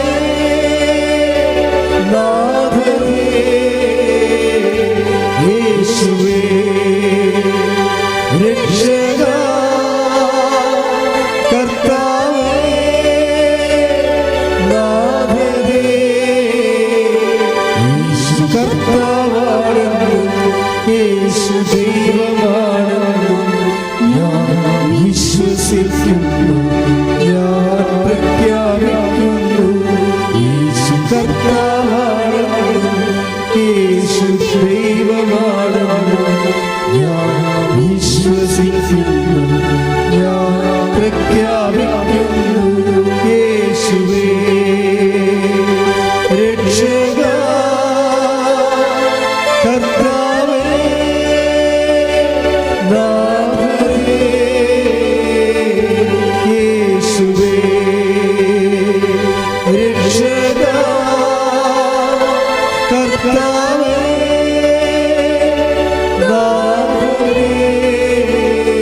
പരിശുദ്ധ പരമ ദിവ്യകാരുണ്യത്തിന് എന്നേരവും ആരാധനയും സ്തുതിയും പുകഴ്ചയും ഉണ്ടായിരിക്കട്ടെ. ഇടത് കൈയും വലത് കൈയും പോലെ തന്നെ പ്രാർത്ഥനയുടെ രണ്ട് കൈകളാണ്. എന്ത്? വിശ്വസ്തതയും പൂർണ്ണഹൃദയവും. പൂർണ്ണഹൃദയം എന്ന് പറയുമ്പോൾ ഇപ്പോൾ ഈ ചേച്ചി എന്നാ പറയണത്, എനിക്ക് ഡോക്ടർ ഉണ്ടല്ലോ, മരുന്നുണ്ടല്ലോ, സയൻസ് ഉണ്ടല്ലോ എന്നല്ല. അതാണ്. അപ്പോൾ ഹൃദയം പകുതിയോളം മരുന്നിലാണ് ആശ്രയിക്കുന്നത്. പിന്നെ മേമ്പൊടിക്ക് പ്രാർത്ഥനയും. അവിടെ വിഷയം തന്നെ. നിങ്ങളുടെ വിഷയത്തിൽ വെറുതെ വരുകയും നിങ്ങളെന്താ പറയണമെന്ന് വെച്ചാൽ നമുക്ക് കുഴപ്പമില്ല, വീട് വെക്കാം, ലൈഫിൻ്റെ കാശ് കിട്ടിയല്ല 4 ലക്ഷം, ബാക്കി നമുക്ക് ഇന്നാൾ ഇത്ര രൂപ തരാനുണ്ടല്ലോ അത്, പിന്നെ വീട്ടിൽ പൊന്നുണ്ടല്ലോ അത്, ഇങ്ങനെ കുറേ ആശ്രയം വെക്കും. നിങ്ങളെ ആശ്രയം വെക്കുമ്പോൾ സ്വാഭാവികമായി പ്രാർത്ഥനയുടെ ബലക്ഷയം ഉണ്ടാകും. പ്രാർത്ഥനയുടെ ബലക്ഷയാണ്. കാര്യം ദൈവത്തിൽ ആശ്രയിക്കുമ്പോൾ എപ്പോഴും നമ്മൾ ശ്രദ്ധിക്കേണ്ടതാണ്, ഫുള്ളായിട്ടുള്ള കർത്താവ് ഇന്ന കാര്യങ്ങളൊക്കെ ഉണ്ട്, അതൊന്നും ഞാൻ കാര്യമാക്കുന്നില്ല. ഞാൻ കാര്യമാക്കുന്നത് ബേസിക്കായിട്ട് നീ എൻ്റെ കൂടെ ഉണ്ട് എന്നുള്ളതാണ്. കൈയടിച്ച് കർത്താവ്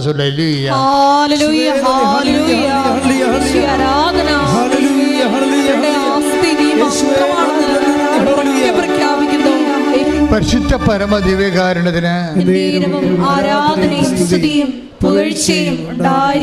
എപ്പോഴും നമ്മൾ ശ്രദ്ധിക്കണം. നമുക്ക് ഇന്ന കാര്യങ്ങളൊക്കെ ഉണ്ടാകാം, പക്ഷെ അത് പ്രേയറിൽ അഡ്രസ്സ് ചെയ്യരുത്, മനസ്സിൽ പോലും ഓർക്കരുത്. ദൈവം മാത്രമേ നമുക്കുള്ളൂ എന്ന് ഓർക്കണം. അതായത് കർത്താവിൻ്റെ കാലത്ത് ഞങ്ങൾ എബ്രാഹത്തിൻ്റെ സന്തതികളാണ്, ഞങ്ങൾക്ക് പിതാവായി എബ്രാഹം ഉണ്ട് എന്ന് ഇവർ വിചാരിച്ചിരുന്നു. ഇപ്പം കർത്താവ് എന്ന് പറഞ്ഞ് അങ്ങനെ എബ്രാഹം ഉണ്ട്, യാക്കോബുണ്ട്, ഇസഹാക്കുണ്ട് എന്നൊന്നും പറയരുത്. കാര്യം ദൈവത്തിനെ അതൊരു സബ്സ്റ്റിറ്റ്യൂട്ടായി പോകും. കാരണം ഈ കല്ലിൽ നിന്ന് വേണമെങ്കിൽ ദൈവത്തിന് എബ്രാഹത്തെ സന്തതികൾ ജനിപ്പിക്കാൻ കഴിയും. അപ്പം മനസ്സിലായില്ലേ ദൈവത്തിൻ്റെ? ഞങ്ങൾക്ക് പിതാവായി എബ്രാഹം ഉണ്ട്.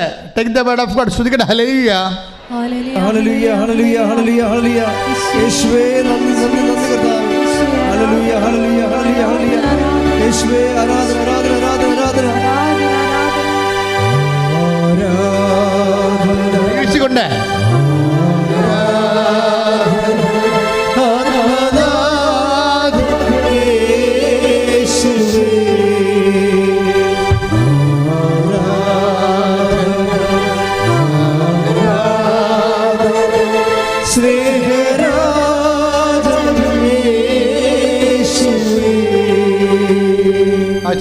മത്തായി 3:9 ഞങ്ങൾക്ക് പിതാവായി അബ്രഹാം ഉണ്ട് എന്ന് പറഞ്ഞ് അഭിമാനിക്കേണ്ട. ശരി, ഇതാണ് പ്രശ്നം. അഭിമാനങ്ങളിലായിരിക്കും ടോർപ്പട വീഴാൻ പോണത്.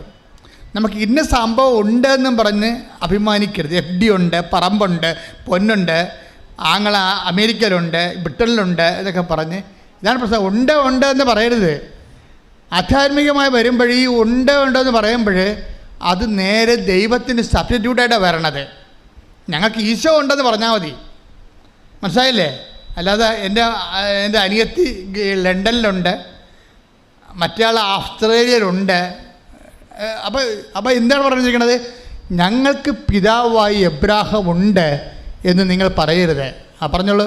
ഈ കല്ലുകളിൽ ദൈവമേ എന്തൊരു പറച്ചിലാണ് കേട്ടെ.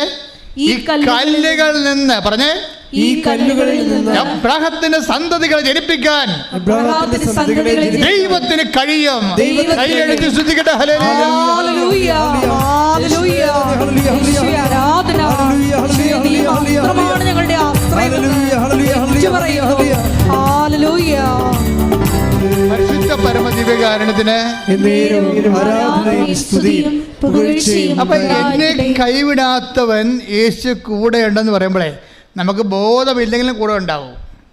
പല ആൾക്കാരും നമ്മുടെ കൂടെ ഉള്ളത് നമുക്ക് ബോധമുള്ളപ്പോഴേ ഉണ്ടാകത്തുള്ളൂ.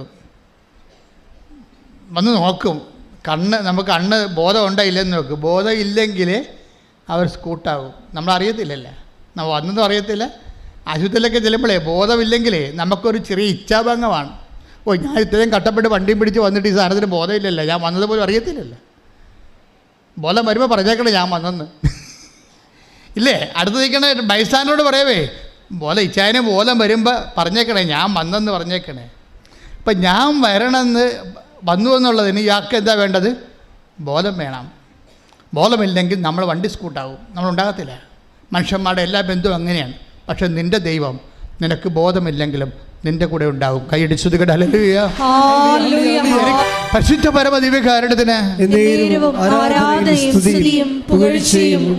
നമുക്ക് ബോധമില്ലെങ്കിലും നമ്മുടെ ദൈവം നമ്മുടെ കൂടെ ഉണ്ടാകും. കഴിഞ്ഞ ദിവസങ്ങൾ ഇങ്ങനൊരു സാക്ഷ്യമുണ്ടായി. അത് മെജോ എന്ന് പറയും, നല്ല സാക്ഷ്യമാണ്. മെജോ ഒരു വീട് വാങ്ങിക്കാൻ വേണ്ടി ബോംബെ പോയി. അപ്പോൾ 2ാം നിലയിൽ നിന്ന് മെജോ ആ വീട് കണ്ടുകൊണ്ടിരിക്കുന്ന സമയത്ത് അരചുറ്റി 2ാം നിലയിൽ നിന്ന് ആൾ താഴെ പോയി. താഴെ വീണിട്ട് കണ്ണ് തെറിച്ചു പോയി, കൈ ഊരിപ്പോയി, വലതുവശം മൊത്തം തളർന്നു പോയി, മുട്ട 8ആയി പൊട്ടി, കാലും കൈയുമൊക്കെ ഒടിഞ്ഞ്, തല കുടുങ്ങി, ഒരു ചോരക്കട്ടയായിട്ട് ആശുപത്രി ചെല്ലുമ്പോൾ ശവമാണെന്നും പറഞ്ഞുകൊണ്ട് അവർ ഒരകൃതം പിടിച്ച് കട്ടിലിട്ട് മാറ്റി. കാര്യം ഡെഡ് ബോഡിയാണല്ലോ വന്നിരിക്കുന്നത്. കുറച്ച് കഴിഞ്ഞപ്പോൾ പൾസ് വന്ന്, അപ്പോൾ ഉടനെ ഇവരെ വെൻറ്റിലേറ്ററിലേക്ക് മാറ്റി.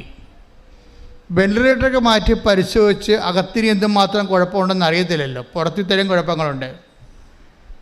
അപ്പോൾ ആൾ മരിച്ചതിന് തുല്യമാണ്. പക്ഷേ ഇതെല്ലാം കണക്ക് കൂട്ടി തല പൊട്ടിയതും കൈ ഒടിഞ്ഞതും മുട്ട് ചെട്ട തെറിച്ചതും അതുപോലെ തന്നെ കണ്ണ് തെറിച്ച് പോയതും മുകളിൽ നിന്ന് വീഴുകയല്ലേ പടഞ്ഞ്, ഇതെല്ലാം ഡോക്ടർ കണക്ക് കൂട്ടിയിട്ട് 24 ലക്ഷം രൂപയുടെ ബില്ല് വന്നു. ഇയാളെ തൊടണമെങ്കിൽ 24 ലക്ഷം രൂപ വേണം. അപ്പോൾ ഞങ്ങൾക്ക് ബോധമില്ല, ഡെഡ് ബോഡി ആയിട്ടിരിക്കുകയല്ലേ.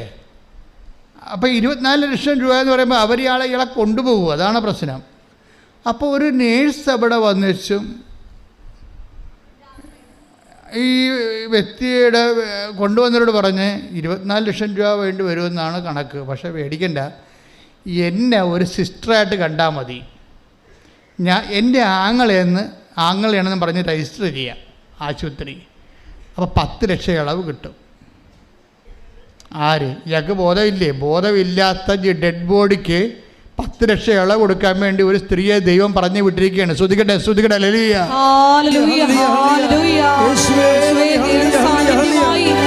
ജീവിത ദുരിതങ്ങളിൽ കൂടെ സഞ്ചരിക്കുന്ന അവിടുത്തെ സ്നേഹത്തിന് നന്ദി പറയുന്നു.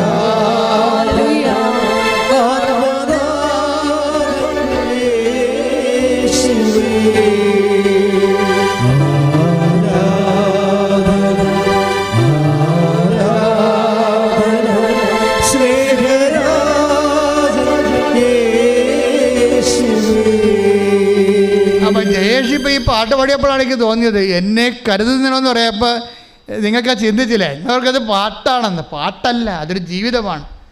എനിക്കായി കരുതുന്നവൻ, നമുക്ക് ബോധമില്ലെങ്കിലും കരുതുന്നവനാണ്. ഒരു ബന്ധവും പരിചയവും വേണ്ട ദൈവത്തിൽ നിന്നെ കരുതാൻ. ഈ നേഴ്സ് പറഞ്ഞു എൻ്റെ ബ്രദറാണെന്നും പറഞ്ഞ് അഡ്മിറ്റ് ചെയ്യാൻ പറഞ്ഞു. ഞാൻ ബ്രദറാണെന്നും പറഞ്ഞ് അഡ്മിറ്റ് ചെയ്തിട്ട് ഇവിടെ ഈ പെങ്ങന്മാരെന്നൊക്കെ പറയണതേ ഒരു 1-1.5 സംഭവമാണ്. ഒത്തു കിട്ടിയാൽ നമ്മൾ രക്ഷപ്പെടും. അതായത് പെങ്ങൾക്ക് ഉടനെ അവൾ ഓടി അവൻ്റെ റിപ്പോർട്ടും കൊണ്ട് മാതാവിൻ്റെ അടുത്ത് വന്നു. മാതാവിൻ്റെ അടുക്കൽ നിന്ന് വന്നിട്ട് മാതാവിൻ്റെ റിപ്പോർട്ട് കാണിച്ച് എന്ന് വെച്ചു, അമ്മ പോകണം, അമ്മ പോകാതെ വേറൊരു മാർഗ്ഗമില്ലെന്ന് പറഞ്ഞു. എന്നെ കണ്ടില്ലെന്നൊന്നും അറിയത്തില്ല, അങ്ങനെയൊന്നും സാക്ഷ്യത്തിൽ പറയണില്ല. റിപ്പോർട്ട് മാതാവിൻ്റെ അടുത്ത് കൊണ്ടുവന്നെന്ന് പറയുന്നുണ്ട്. അവൾ കാണിച്ചതാണോ സാധാരണ ഞാനാണ് കൊണ്ടുവന്ന് റിപ്പോർട്ട് കാണിക്കണം മാതാവിൻ്റെ അടുത്ത്. അപ്പം എന്നെ ഈ ഉടമ്പടി തുടങ്ങിയ കാലത്ത് എന്നോട് പറഞ്ഞത് അങ്ങനെ അക്യൂട്ട് കേസൊക്കെ നേരിട്ട് കൊണ്ടുവന്ന് ആൾത്താരെ കയറാൻ പണ്ട് ആൾക്കാർ കയറുമായിരുന്നു. അപ്പോൾ പുതിയ ആൾത്താർ ഡിസൈൻ ചെയ്ത് കഴിഞ്ഞപ്പോൾ ആൾത്താര അകത്ത് പണ്ട് കയറുന്നവർ ഒരു ഭവ്യതയും ഭക്തിയും ഇല്ലാതെയാണ് വയ്യെ പോകുന്നവരെല്ലാം അകത്ത് കയറുമായിരുന്നു, ഈ ആൾത്താരെ കയറുമായിരുന്നു. അപ്പോൾ അത് ഭയങ്കര സങ്കടകരമായൊരവസ്ഥയായിരുന്നത്. അപ്പോൾ പുതിയ ആൾക്കാർ ഡിസൈൻ ചെയ്തപ്പോൾ ആ ഉടമ്പടി എടുക്കുന്ന ആൾക്കാർ മാത്രമേ ഇപ്പോൾ ആൾക്കാരെ കയറത്തുള്ളൂ. പക്ഷേ ഞാൻ എന്ത് ചെയ്യും, ഞാൻ ജനങ്ങളുടെ ഏറ്റവും മോശമായിട്ടുള്ള കണ്ടീഷനുള്ള കാര്യങ്ങളെല്ലാം മൊത്തം രേഖ കൊണ്ടുവന്ന് അമ്മയെടുത്ത് കൊടുക്കും. അതെനിക്ക് അമ്മ തന്നൊരു നോട്ടാണ് കൊണ്ടുവന്ന് കൊടുക്കാമെന്ന് പറഞ്ഞു. അപ്പോൾ ഞാൻ ഇപ്പോഴും ചെയ്യുന്നുണ്ടത്. അപ്പം അങ്ങനെ എന്തോ അവർ കാണിച്ചോ ഞാൻ കൊണ്ടുവന്ന് കൊടുത്തോ എന്തോ റിപ്പോർട്ട് അമ്മയെ കാണിച്ച് രാത്രി ആശുപത്രിയിൽ ഒരു സംഭവം നടന്നു. ഈ ബോധമില്ലാത്ത രക്തത്തട്ട് കിടക്കുന്ന ആളിൻ്റെ അപ്പം ചികിത്സ തുടങ്ങിയിട്ടില്ല, ഡയഗ്നോസിസ് ആയിട്ടില്ല. എന്താ ചെയ്യേണ്ടതെന്ന് ഡോക്ടർമാർക്കൊരു ഐഡിയ വരുന്നേ ഉള്ളൂ. അന്ന്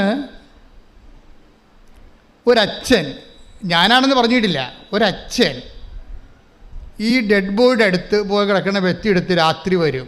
സ്വപ്നമാണ്, അയാളുടെ സ്വപ്നമാണ്, ഈ മരവിച്ച് കിടക്കുന്ന ആളിൻ്റെ സ്വപ്നമാണ്. ഒരച്ഛൻ വന്നിട്ടും പറയും, നിൻ്റെ രോഗം തീർന്നിരിക്കുകയാണ്, നിനക്കിപ്പോൾ ബോധം വരുമെന്ന് പറയും. ഉടനെ ആ മനുഷ്യന് രാവിലെ ബോധം വരും. അപ്പോൾ എന്താ പ്രശ്നം വെച്ച് കഴിഞ്ഞാൽ, ഈ ബെജോയുടെ സാക്ഷ്യം, ഈ ബോധം വന്ന് കഴിയുമ്പോൾ ഇയാൾ എഴുന്നേൽക്കുമ്പോഴാണ് കാര്യങ്ങൾ മനസ്സിലാകണത്. ഇങ്ങനെ അകപ്പെട്ടെന്നും ഇത്രയും ഇഞ്ചുറീസ് ഉണ്ടെന്നും തൻ്റെ പാർട്സുകൾ പലതും ഇല്ലെന്നും ഒക്കെ മനസ്സിലായതും പലരും ചിതറിപ്പോയെന്നും ട്രീറ്റ്മെൻറ്റ് തുടങ്ങാൻ പോകണമെന്നൊക്കെ മനസ്സിലായി. ബോധം വരും.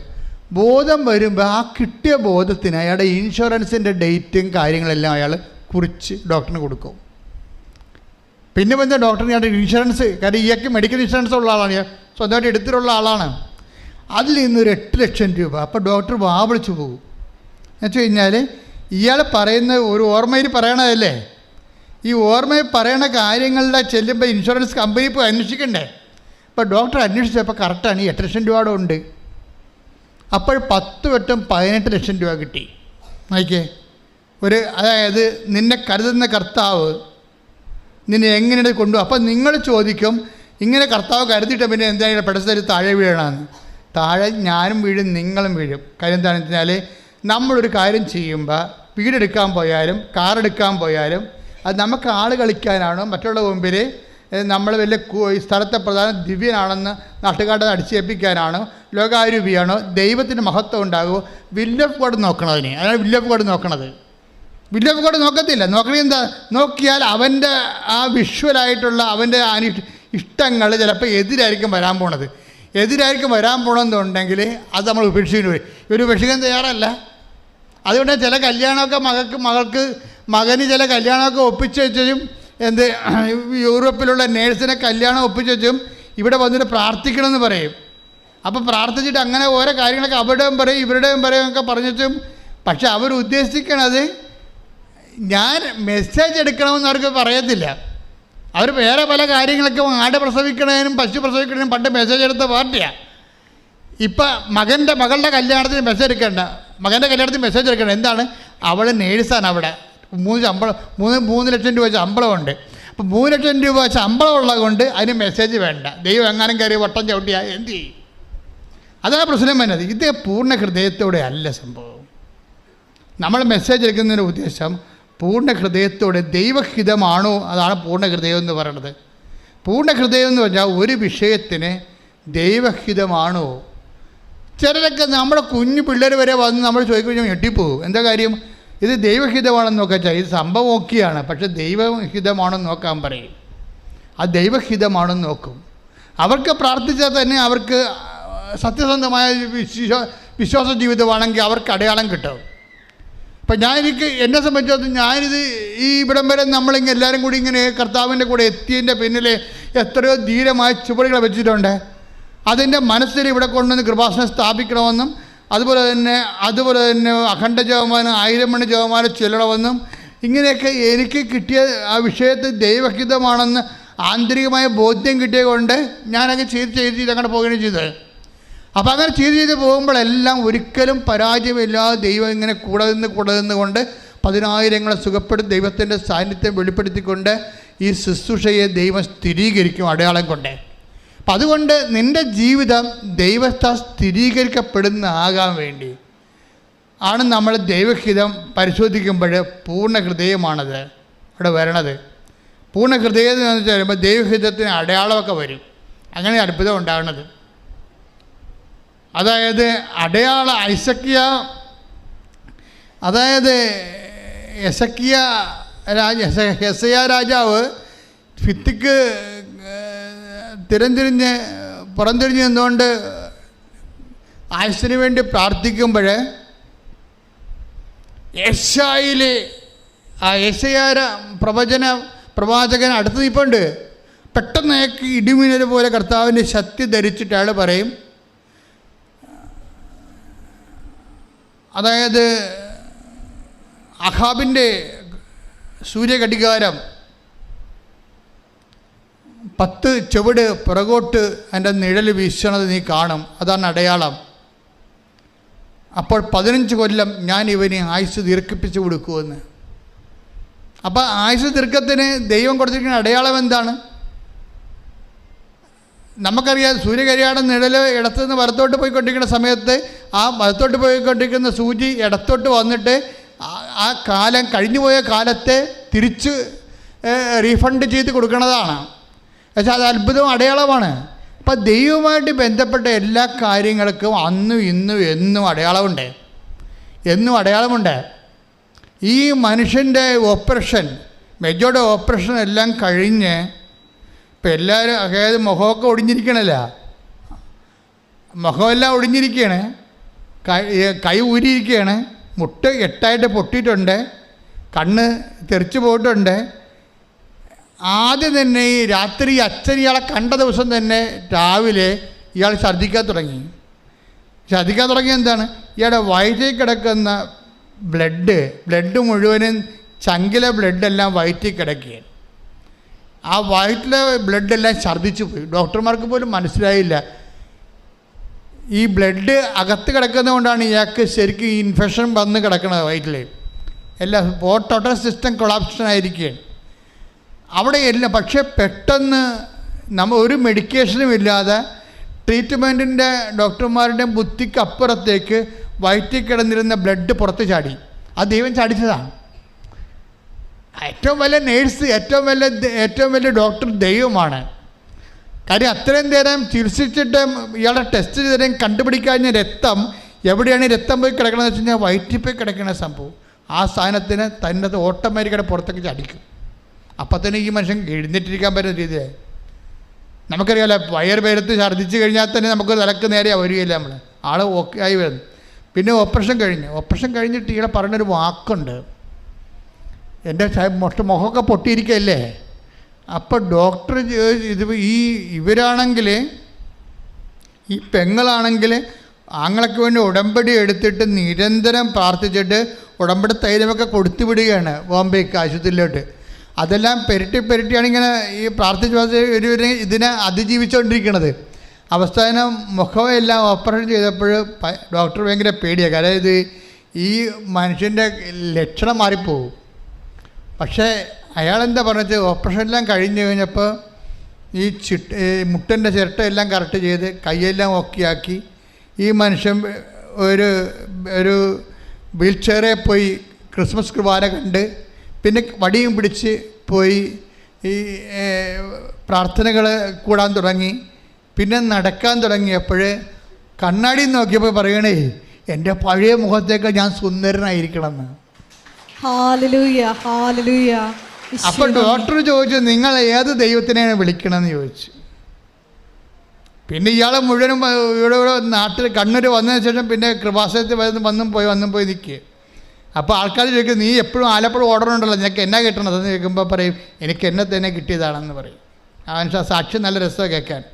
എന്ന് വെച്ചാൽ ഒരു മനുഷ്യൻ, ഇപ്പം അയാളും വൈഫും കൂടി അയർലൻഡിലോട്ട് പോവുകയാണ്. അതാ സംഭവം. നമ്മൾ ഈ കഥ കേട്ടോണ്ടുന്ന സമയത്ത് നിങ്ങളെന്ത് വിചാരിച്ചു? അവരുടെ ജീവിതം തീർന്നെന്ന് വിചാരിച്ചു. ശവമായെന്ന് പറഞ്ഞ മനുഷ്യനെ ഇപ്പോൾ ഭാര്യയും ഭർത്താവും കൂടി വിസ റെഡിയായി, രണ്ടുപേരും കൂടി ഈ ആഴ്ച അയർലൻഡിലോട്ട് പോവുകയാണ്. ദൈവത്തിന് നിന്റെ ജീവിതം പുനരുദ്ധരിച്ചെടുക്കാൻ സെക്കൻഡുകൾ മതി. ശ്രുതിക്കട്ടെ ഹല്ലേലൂയ.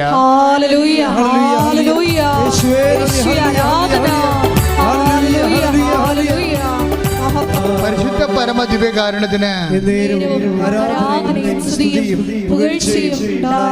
അപ്പോൾ നിന്റെ ആയുസ്സിൻ്റെ നിഴല് കഴിഞ്ഞുപോയ കാലത്തെ തിരിച്ചു തരാൻ കർത്താവിന് കഴിയോ? അതുകൊണ്ടാണ് അച്ഛൻ പറയണത്, ഉടമ്പടി അതിൻ്റെ സാധ്യത എന്താണെന്ന് നമുക്ക് ഇപ്പോഴും അറിയാൻ പാടില്ല. ഉടമ്പടിയുടെ സാധ്യത എന്താണെന്ന് ഇപ്പം കണ്ണൊക്കെ പറയാൻ എന്താണ്, അത് നിത്യതയുടെ താക്കോലാണെന്നൊക്കെ അവർ പറയണം. ജ്ഞാനസ്ഥാനപ്പെടാത്ത ആൾക്കാരാണ് അനുഭവത്തിൽ നിന്ന് നിത്യതയെക്കുറിച്ചൊക്കെ പറയണത്. എന്തോ ഒരു സംഭവമാണ്. പക്ഷേ ഇതിൻ്റെ അതായത് ഞാൻ എന്താ ഇപ്പം ഇങ്ങനെ പറയണമെന്ന് വെച്ച് കഴിഞ്ഞാൽ, സാക്ഷ്യങ്ങളെല്ലാം നിങ്ങൾ 1 by 1 ആയിട്ട് കേൾക്കണം. ഒരു കാലത്തും കേൾക്കാത്ത ഉടമ്പടി അനുഭവങ്ങളാണ് നമ്മൾ ഓരോ ദിവസവും കണ്ടുകൊണ്ടിരിക്കുന്നത്. ഞാൻ നേരത്തെ പറഞ്ഞിരിക്കുന്ന മോളുടെ പേരെന്നായിരുന്നു? സിമി, തൃപ്പൂണിത്തറ. എൻ്റെ പരിപാടി 3 പ്രാവശ്യം അവർക്ക് ക്യാൻസർ വന്നു. ക്യാൻസർ വന്നിട്ട് 3ാമത്തെ പ്രാവശ്യം അവർക്ക് അതാ പറഞ്ഞപ്പോൾ വിട്ടുപോയി അല്ലേ? ആ സിമിയെ സംബന്ധിച്ചിടത്തോളം എന്ത് സംഭവിച്ചത്? 3ാമത്തെ ഈ പെൽവിക്കിലും അതുപോലെ തന്നെ തോളിലുമൊക്കെ മുഴയായി ക്യാൻസർ 3ാം പ്രാവശ്യം പടർന്നപ്പോൾ ഡോക്ടർ നോക്കാം എന്ന് പറഞ്ഞപ്പോൾ ഇവക്ക് ചങ്കിടിപ്പായി, ഇനി ആരും ഇല്ലല്ലോ പറയാനെന്ന്. അപ്പോൾ അവൾ കർത്താവിൻ്റെ മുമ്പിൽ കണ്ണീരിട്ടും പറയും, എനിക്ക് ജീവിക്കണം, എൻ്റെ ആയുസ് നീട്ടിത്തരണം. ഡോക്ടർ വരെ പറഞ്ഞ എന്താണ്? നമുക്ക് നോക്കി. ഇന്ന് വരെ ആ ഡോക്ടർ അങ്ങനെ പറഞ്ഞിട്ടില്ല, ഇതിപ്പോൾ ശരിയാവും, കുഴപ്പമില്ല എന്ന് പറഞ്ഞിട്ട് ഡോക്ടർ ഇപ്പോൾ പറയണത് നമുക്ക് നോക്കാവുന്നതാണ്. അപ്പോൾ ഡോക്ടറിൻ്റെ പറച്ചിലിൽ ഒരു ആത്മവിശ്വാസക്കുറവാണ്. അപ്പോൾ നോക്കിയപ്പോൾ ഞാൻ സയൻസ് ഉണ്ടല്ലോ, ഡോക്ടറുണ്ടല്ലോ, മരുന്നുണ്ടല്ലോ എന്നൊക്കെ പറഞ്ഞാണ് ഞാൻ ഇരുന്നത്. അപ്പം മരുന്നുമില്ല, ഡോക്ടറുമില്ല, സയൻസുമില്ല, എൻ്റെ ജീവനും ഇല്ലാത്ത അവസ്ഥയിലേക്ക് വൈകിട്ട് പോണകയാണ്. പറഞ്ഞ് എനിക്ക് കണ്ണീരോടെ വന്നിട്ട് മാതാവിനോട് പറയാം, എനിക്ക് ജീവിക്കണം അമ്മയെന്ന് പറയും, എനിക്ക് ജീവിക്കണമെന്ന് പറയാം. അപ്പോൾ ജീവിക്കണമെന്ന് പറഞ്ഞതിൻ്റെ കരഞ്ഞിട്ടാണ് പറയണത്. അപ്പോൾ എൻ്റെ അടുത്തും കൊണ്ടുവന്ന് അപേക്ഷ കടലാത്ത് തരും, ഇതാണ് എൻ്റെ അവസ്ഥ, ഡോക്ടർ നമുക്ക് നോക്കാമെന്ന് പറയണത്, എനിക്ക് ജീവിക്കണം അച്ഛൻ എന്ന് പറയും. ചെറുപ്പമല്ലേ, കല്യാണം കഴിഞ്ഞിട്ട് 6 മാസമല്ലേ ആയുള്ളൂ. ഇപ്പം അത് പിന്നെ രോഗമായിപ്പോയി. പിന്നെ ഇപ്പം എന്നാലും ആ വീട്ടുകാരെ ഞാൻ സമ്മതിച്ചേക്കാം. അവർ പറയുന്നുണ്ട്, എൻ്റെ അമ്മായിയമ്മയും ഭർത്താവിൻ്റെ വീട്ടുകാരൊക്കെ തങ്കപ്പെട്ട മനുഷ്യരാണ്. പക്ഷെ അവരിൻ്റെ കൂടെ നിൽക്കുകയല്ലേ, അത് തന്നെയാണ് ഏറ്റവും വലിയ അനുഗ്രഹം. അവളുടെ ഗർഭപാത്രം എടുത്ത് കളഞ്ഞതാണ്, ഇനി പ്രസവിക്കത്തില്ല. പക്ഷേ എന്നിട്ടും അമ്മായിയമ്മയും ആ വീട്ടുകാരും അവിടെ കൂടെ നിൽക്കുകയാണ്.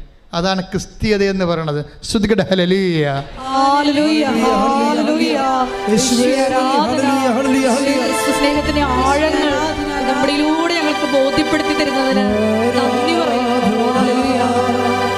ആരാധന യേശുവേ, ആരാധന, ആരാധന, ആരാധന യേശുവേ, ആരാധന. നമ്മൾക്ക് ഇന്ന് വരെ എൻ്റെ പൗരോഹിത്യം ഇപ്പോൾ 38 കൊല്ലമായി. ഞാനൊരു 21 ലക്ഷത്തെ ആൾക്കാരോടെ പ്രാർത്ഥിച്ചിട്ട് ഞാൻ നിങ്ങൾ പറഞ്ഞിട്ടുണ്ട്. പക്ഷേ എനിക്ക് എപ്പോഴും പ്രാർത്ഥിക്കാൻ എളുപ്പം ആരാണെന്നറിയാവോ?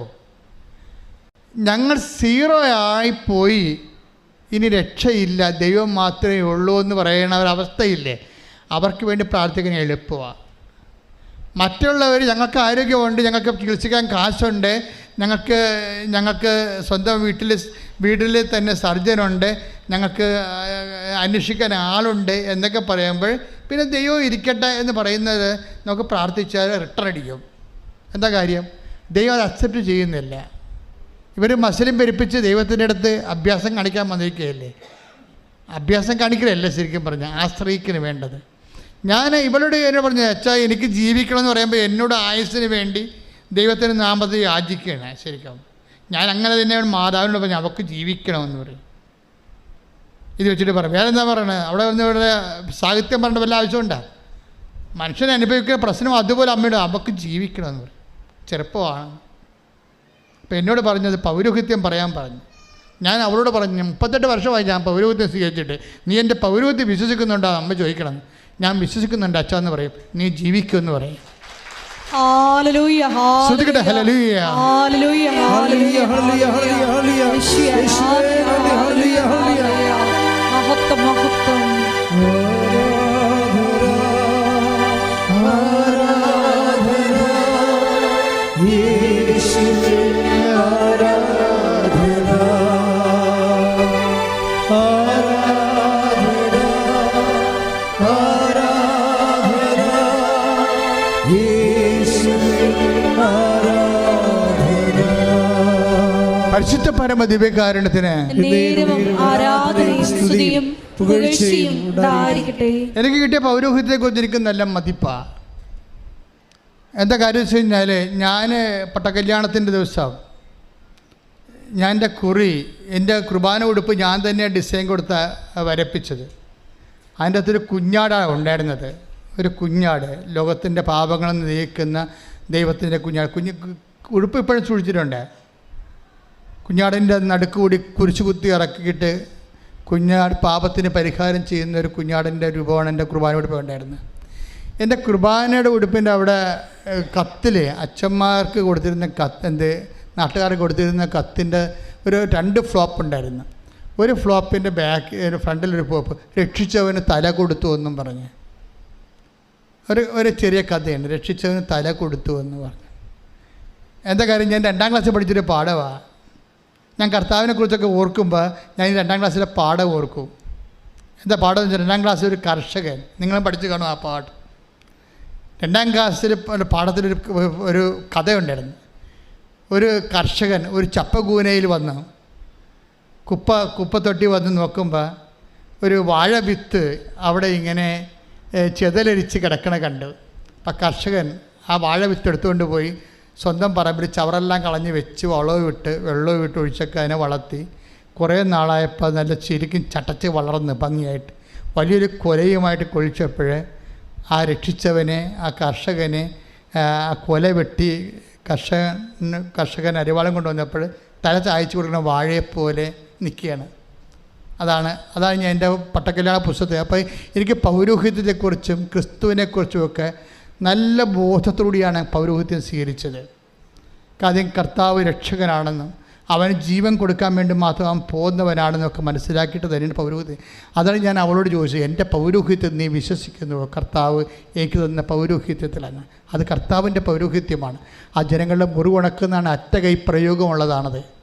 അവസാനം അത് അറ്റകൈ പ്രയോഗം എന്ന് പറയുന്നത് ഒരു മനുഷ്യൻ തീർന്നുവെന്ന് കാണുമ്പോൾ കർത്താവിൻ്റെ നാമത്തിൽ അവന് വേണ്ടി പ്രാർത്ഥിച്ചിട്ട്, നിങ്ങൾക്കറിയാവല്ലേ എലീശ പ്രവാചകന്റെ പുസ്തകത്തിൽ 2-ാം അധ്യായം 18-ാം വാക്യം വായിച്ച് ശ്രുതികട്ടെ. ഹല്ലേലൂയ ഹല്ലേലൂയ ഹല്ലേലൂയ ഹല്ലേലൂയ ഹല്ലേലൂയ യേശുവേ നന്ദി നന്ദി നന്ദി. ഹല്ലേലൂയ ഹല്ലേലൂയ ഹല്ലേലൂയ ഹല്ലേലൂയ ഹല്ലേലൂയ ഹല്ലേലൂയ ഹല്ലേലൂയ യേശുവേ സ്തുതി. ഹല്ലേലൂയ ഹല്ലേലൂയ ഹല്ലേലൂയ ഹല്ലേലൂയ ഹല്ലേലൂയ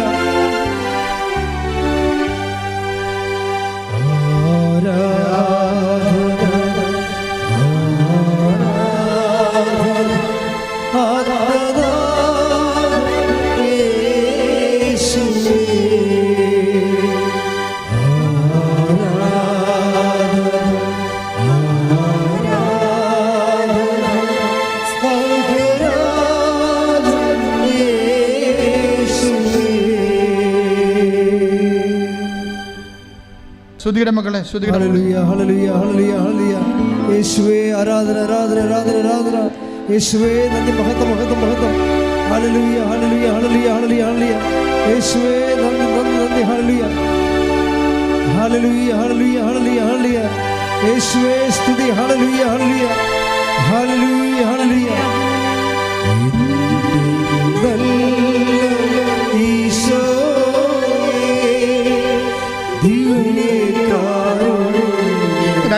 രണ്ട് രാജാക്കന്മാർ 2:18 ശ്രുതികട്ടെ. ഹല്ലേലൂയ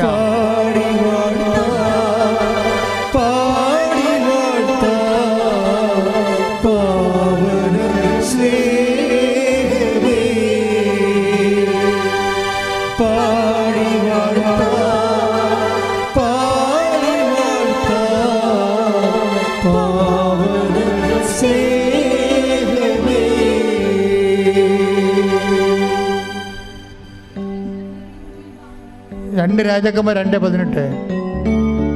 എലീശ ജെറിക്കോയിൽ കാത്തു നിൽക്കുമ്പോൾ അവർ മടങ്ങി വന്നു. അവൻ അവരോട് പറഞ്ഞു, പോകേണ്ട എന്ന് ഞാൻ പറഞ്ഞതല്ലേ?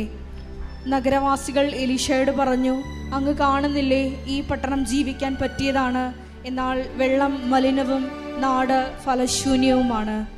ഒരു പുതിയ പാത്രം കൊണ്ടുവന്ന് അതിൽ ഉപ്പിടുവിനെന്ന് അവൻ പറഞ്ഞു.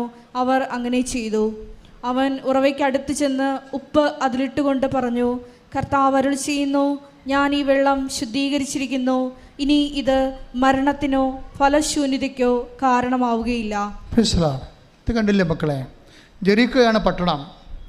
ജെറിക്കോയുടെ പട്ടണം ജീവിക്കാൻ കൊള്ളാം, പക്ഷേ എന്താ പറ്റും, വെള്ളത്തിലത് വിഷമാണ്. വെള്ളത്തിൽ വിഷം വന്നു കഴിഞ്ഞാൽ പിന്നെ എന്താണ്, വെള്ളം കുടിക്കാൻ പറ്റത്തില്ല, പിന്നെ ജനങ്ങൾ കുടിയൊഴിഞ്ഞ് പോകണം. അപ്പം ജീവിക്കാൻ കൊള്ളാവുന്ന പട്ടണമാണെങ്കിലും വെള്ളമില്ലാത്ത കാരണം ജീവിക്കാൻ പറ്റാത്തൊരവസ്ഥയായി. അപ്പോൾ എലീഷ അവരോട് പറയണത് എന്താണ്? എലീഷ പറയുന്നത് അതായത് ജീവിക്കാൻ കൊള്ളാത്ത നമ്മുടെ ജീവിതം അങ്ങനെയാണ്. നമുക്ക് ജീവിക്കാൻ പറ്റണില്ലാത്തൊരവസ്ഥയാണെന്ന് വിചാരിച്ചു. നമ്മുടെ ജീവിതത്തിൻ്റെ പല തിക്കുമുട്ടുകളും പല സമ്മർദ്ദങ്ങളും കാരണം നമുക്ക് ജീവിക്കാൻ പറ്റണില്ല. അങ്ങനെയുള്ള അവസ്ഥകൾ വരുമ്പോൾ സ്വാഭാവികമായിട്ട് നമ്മുടെ കയ്യിലുള്ള ആസ്തി എന്താണ്? എലീഷ പറഞ്ഞു കേട്ടില്ലേ, നിങ്ങൾ ഇത്തിരി ഉപ്പ് കൊണ്ടുവരിക. എന്ത് ഉപ്പ് കൊണ്ടുവരിക? എന്താണ് എലീഷ പറയണത്? പറഞ്ഞേ, വായിച്ചേ. അവൻ ഉറവയ്ക്ക് അടുത്ത് ചെന്ന് 2 രാജാക്കന്മാർ 2:18, 16, 18, 19, 20. അവൻ ഉറവയ്ക്ക് അടുത്ത് ചെന്ന് എലീഷ ഉറവയ്ക്ക് അടുത്ത് ചെന്ന് ഉപ്പ് അതിലിട്ടുകൊണ്ട് പറഞ്ഞു, കർത്താവ് അരുളി ചെയ്യുന്നു, ഞാൻ ഈ വെള്ളം ശുദ്ധീകരിച്ചിരിക്കുന്നു. Price the Lord. അതായത് ഈ ഉപ്പെടുത്തിട്ട് കർത്താവിൻ്റെ നാമത്തിലാണ് ഇവനെ ശുദ്ധീകരിക്കണത്. അപ്പോഴ് ഈ വിഷമായിരുന്ന വെള്ളത്തിൻ്റെ വിഷം മാറിയിട്ട് അതങ്ങ് മധുരിക്കാൻ തുടങ്ങും. എന്ന് വെച്ചാൽ പൗരോഹിത്യം ഇതുപോലെയാണ്. തകർന്നു വരുന്ന മനുഷ്യൻ ജീവിക്കാൻ പറ്റാത്ത അവസ്ഥയിലേക്ക് വരുമ്പോൾ ഞാൻ ചിലപ്പോൾ ഉപ്പ് കൊടുക്കും, ചിലപ്പോൾ നമുക്ക് ഉടമ്പടി തൈലം കൊടുക്കും. എന്തിനാണ്? ഇത് കർത്താവിൻ്റെ നാമത്തിലാണ്. ക്രിസ്തുവിൻ്റെ പൗരോഹിത്യം അത് വിധിപ്രകാരം, അത് ഞാൻ എപ്പോഴും പൗരോഹിത്യ വിധിപ്രകാരം എന്ന് പറയുന്നതിന് കാരണം എല്ലാവർക്കും ഈ പൗരോഹിത്യമുണ്ട്.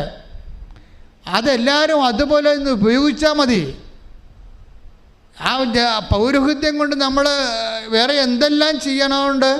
പക്ഷെ അടിസ്ഥാനപരമായിട്ട് അതുകൊണ്ട് ഉദ്ദേശിക്കുന്ന ജനങ്ങളുടെ മുറിവ് ഉണക്കുകയാണ്. മുറിവ് വെച്ച് കെട്ടുക, മുറിവ് ഉണക്കുക, തകർന്നു പോയതിനെ കർത്താവിൻ്റെ തിരുസേനയിലേക്ക് തിരിച്ച്, ദൈവത്തിൽ നിന്ന് അകന്നു പോയതിനെ തിരിച്ചു കൊണ്ടുവരിക. അതുപോലെ തന്നെ ചട്ടം മുടന്നുകൊള്ളതിനെ ചുമലിലേറ്റുക. ഇങ്ങനെ അടിസ്ഥാനപരമായ ജോലി പൗരോഹിത്യത്തിനുണ്ട്. ആ പൗരോഹിത്യത്തിന് അടിസ്ഥാനപരമായ ജോലി അതുപോലെ ചെയ്യുമ്പോഴാണ് ദൈവം നമ്മളെ ശുശ്രൂഷകളെ അടയാളങ്ങൾ നൽകി അനുഗ്രഹിക്കുന്നത്. കാര്യം അതുകൊണ്ടാണ് അന്ന് പറയണത്, നീ എൻ്റെ പൗരോഹിത്യം വിശ്വസിക്കുന്നുണ്ടോ ചോദിക്കുമ്പോൾ അതിൻ്റെ അർത്ഥം എന്നെ വിശ്വസിക്കുന്നുണ്ടോ, ഞാനൊരു അത്ഭുത ജീവിയാണെന്ന് പറഞ്ഞാൽ അല്ല എൻ്റെ അർത്ഥം. എനിക്ക് പട്ടം തന്ന കർത്താവിൽ വിശ്വസിക്കുന്നുണ്ടെന്നാണ് ചോദിക്കണത്. കർത്താവിൻ്റെ പൗരോഹിത്യം നീ വിശ്വസിക്കുന്നുണ്ടെന്നാണ് ചോദിക്കണത്. അവൾ ഉണ്ടെന്ന് പറയുമ്പോൾ ആ രാത്രി മുകളിലത്തെ മുഴയും അരക്കെട്ടിൻ്റെ മുഴയും അപ്രത്യക്ഷമാകും. അതാണ് ക്രിസ്തുവിൻ്റെ പൗരോഹിത്യത്തിൻ്റെ ശക്തി എന്ന് പറയണത്. നിങ്ങൾ ഈ നേർച്ച വസ്തുക്കൾ ഉപയോഗിക്കുമ്പോൾ സൂക്ഷിക്കണം. കാര്യം എന്ന് വെച്ച് കഴിഞ്ഞാൽ അത് ദൈവത്തിൻ്റെ ശക്തിയിൽ ആശ്രയം നിങ്ങൾക്ക് നൽകുമ്പോൾ നിങ്ങളുടെ ജീവിതവും വിശുദ്ധതയോടെ പൂർണ്ണ ഹൃദയത്തോടെ ദൈവത്തിൻ്റെ സ്നേഹത്തെ പ്രതി പുനഃക്രമീകരിച്ചുകൊണ്ട് ദൈവത്തിന് പ്രവർത്തിക്കാൻ, ദൈവത്തിന് വേണ്ടി ജീവിക്കാൻ വേണ്ടി മാത്രമുള്ള കൊതിയും അതുപോലെ ആർജവത്വം ഉണ്ടായി കഴിയുമ്പോൾ ഉടമ്പടി 1 അല്ല 9 കാര്യം ഉടനെ നടക്കും. ശ്രദ്ധിക്കട്ടെ. ഹല്ലേലൂയ, ഹൃദയത്തോടെ വിശ്വസ്തയോടെ നിനക്ക് ശുശ്രൂഷ ചെയ്യുവാൻ ഈ ആരാധനയിലൂടെ ഞങ്ങളെ അഭിഷേകം ചെയ്യണമേ. ഹല്ലേലൂയ.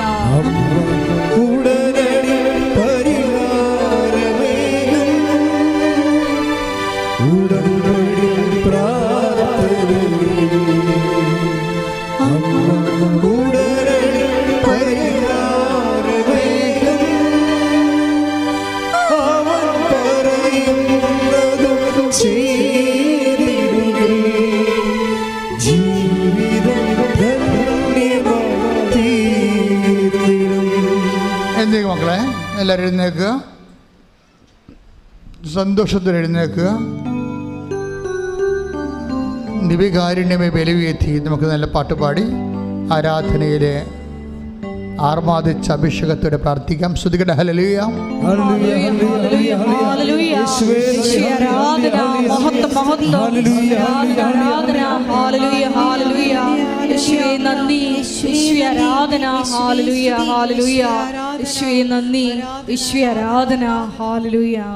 പരിശുദ്ധ പരമദിവ്യകാരുണ്യത്തിന് നമുക്ക് അനാവശ്യമായ ഒരു അവലാതിയുടെയും ഒരു ആവശ്യമില്ല. നിങ്ങൾ ജീവിക്കുന്ന കർത്താവിൻ്റെ മുമ്പിലാണ് നിൽക്കുന്നത്.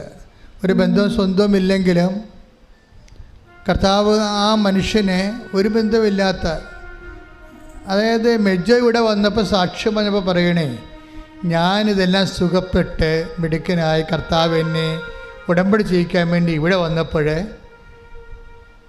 സന്ദർഭവശാൽ എനിക്ക് വേണ്ടി 10 ലക്ഷം രൂപ എൻ്റെ ആങ്ങളേണെന്നും പറഞ്ഞ് രജിസ്റ്റർ ചെയ്ത നേഴ്സോട് നിൽപ്പുണ്ടായിരുന്നെന്ന്.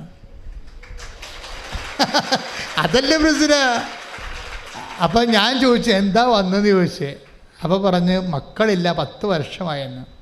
അപ്പം മെജോ പറഞ്ഞ് എൻ്റെ ഉടമ്പടി നേഴ്സിൻ്റെ കാര്യം കൂടി ഞാൻ എഴുതിക്കൊള്ളാം എന്ന് പറഞ്ഞ് അവർക്കിപ്പോൾ ഒരു കൊച്ചുണ്ട്. അപ്പം നിങ്ങൾ ദൈവ പൈതലാവുക. അപ്പം ദൈവം നിങ്ങൾ നയിച്ചുകൊണ്ടിരിക്കും. നിങ്ങൾ ദൈവ പൈതൽ അത് തീരുമാനം എടുക്കുക. ഇപ്പം ലോകത്തിൻ്റെ പൈതലാണെങ്കിൽ ദൈവ പൈതലാകാൻ തീരുമാനം എടുക്കുക. ദൈവത്തിനെക്കുറിച്ച് ചിന്തിക്കുക, എപ്പോഴും ദൈവത്തിന് വേണ്ടി ജീവിക്കുക, ദൈവത്തിന് വേണ്ടി പ്രേക്ഷിത വേല ചെയ്യുക, ദൈവത്തിന് വേണ്ടി ജാതിയും മതവും നോക്കാതെ എല്ലാ സങ്കടക്കാരെയും ചേർത്ത് വെക്കുക. ആ ദൈവത്തിന് വേണ്ടിയാണെന്ന് ഈശോയോട് പറയുക. അങ്ങനെ ആത്മബന്ധത്തിൽ ഈശോയിൽ വളരുക. ശ്രദ്ധിക്കട്ടെ.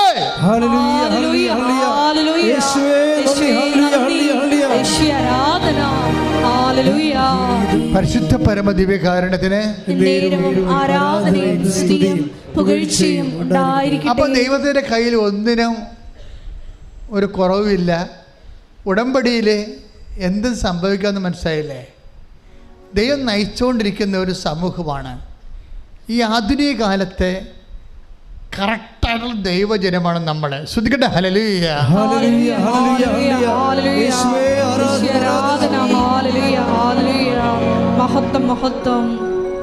ദൈവത്തിൻ്റെ വചനം കേൾക്കുന്നു, അതനുസരിച്ച് ജീവിക്കുന്നു, സ്നേഹത്തിൻ്റെ സാക്ഷികളാകുന്നു. ഐക്യത്തോടെ നമ്മൾക്കുള്ളത് മറ്റുള്ളവരുമായിട്ട് ദൈവത്തിൻ്റെ നാമത്തിൽ പങ്കുവെക്കുന്നു, സുവിശേഷം വേല ചെയ്യുന്നു, കർത്താവിനെ അറിയാത്തവരെ അറിയിക്കുന്നു, അറിഞ്ഞവരെ ആഴപ്പെടുത്തുന്നു. അപ്പോൾ നമ്മൾ ഉടമ്പടിയിലായി. പിന്നെ ദൈവം നമ്മളെ എടുത്ത് ഉപയോഗിക്കാൻ തുടങ്ങാം. നമ്മൾ പറയണതൊക്കെ ദൈവം ചെവി തന്ന് കേട്ടുകൊണ്ടിരിക്കും. അതുപോലെ നിവൃത്തിയായിക്കൊണ്ടിരിക്കും. സ്വർഗത്തിൻ്റെ കൂടാരം മനുഷ്യരോട് കൂടെ. ശ്രദ്ധിക്കട്ടെ. ഹല്ലേലൂയ.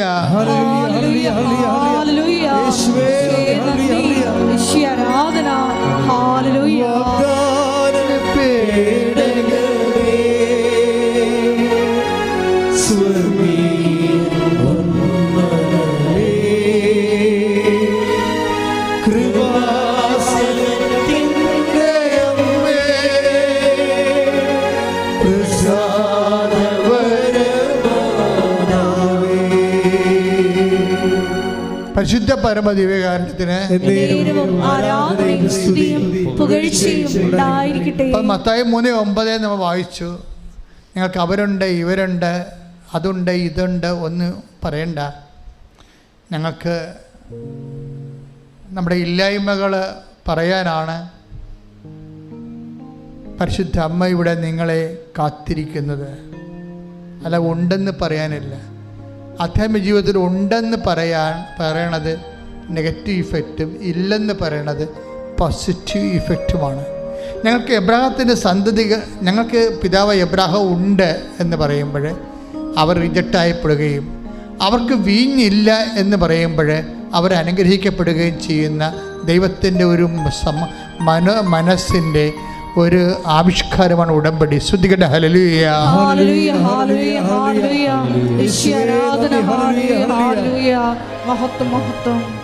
പരിശുദ്ധ പരമദിവ്യകാരുണ്യത്തിന്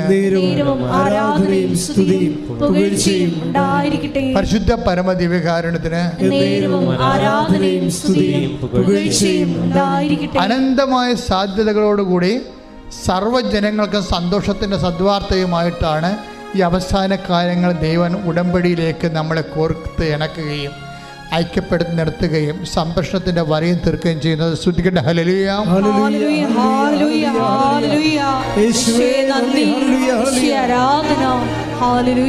പരിശുദ്ധ പരമ ദിവ്യകാരുണ്യത്തിന് പരിശുദ്ധ പരമ ദിവ്യകാരുണ്യത്തിന് അലർജി രോഗികൾക്ക് വേണ്ടി പ്രാർത്ഥിക്കാൻ ഈശോ പറയുന്ന, ചിലപ്പോൾ ആന്തരികമായ അലർജി എന്താണെന്ന് കണ്ടുപിടിച്ച് കാണത്തില്ല. പലതരത്തിലുള്ള രോഗങ്ങളുണ്ട്.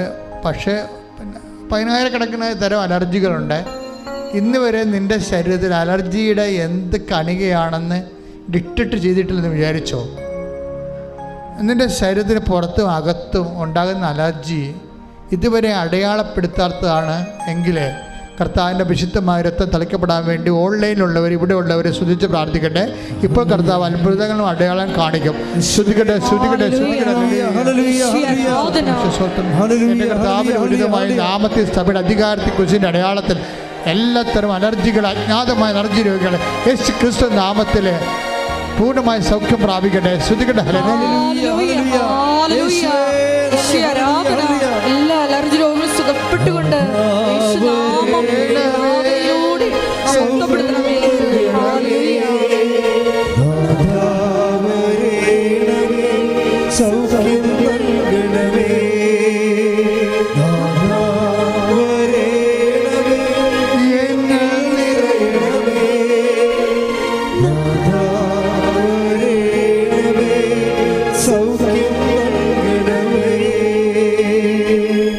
സമ്പത്തില്ല, അതുപോലെ തന്നെ നമ്മുടെ പൈസ കുടുങ്ങിപ്പോയി, പലരുടെ കയ്യിലായിപ്പോയി. ഇനി ജോലി കിട്ടിയാലും അതിന് മുടക്കാനും പോകാനും ഒന്നും കാശില്ല, ഒരു ഗതിയും ഇല്ലാതെ ഇരിക്കുന്നു.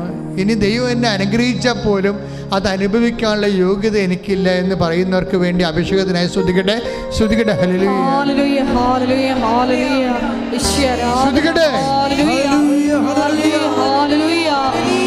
ജീവിതത്തിന് വഴി കാണാതെ അലയുന്ന മക്കൾക്ക് പുതിയ വഴികൾ, ഉടമ്പടി പ്രകാരമുള്ള പുതിയ വഴികൾ ഈ ആരാധനയിലും തുറന്നു കൊടുക്കണമേ. ഹല്ലേലൂയ, മഹത്വം മഹത്വം, ആരാധന ആരാധന. ഹല്ലേലൂയ, യേശുവേ നന്ദി.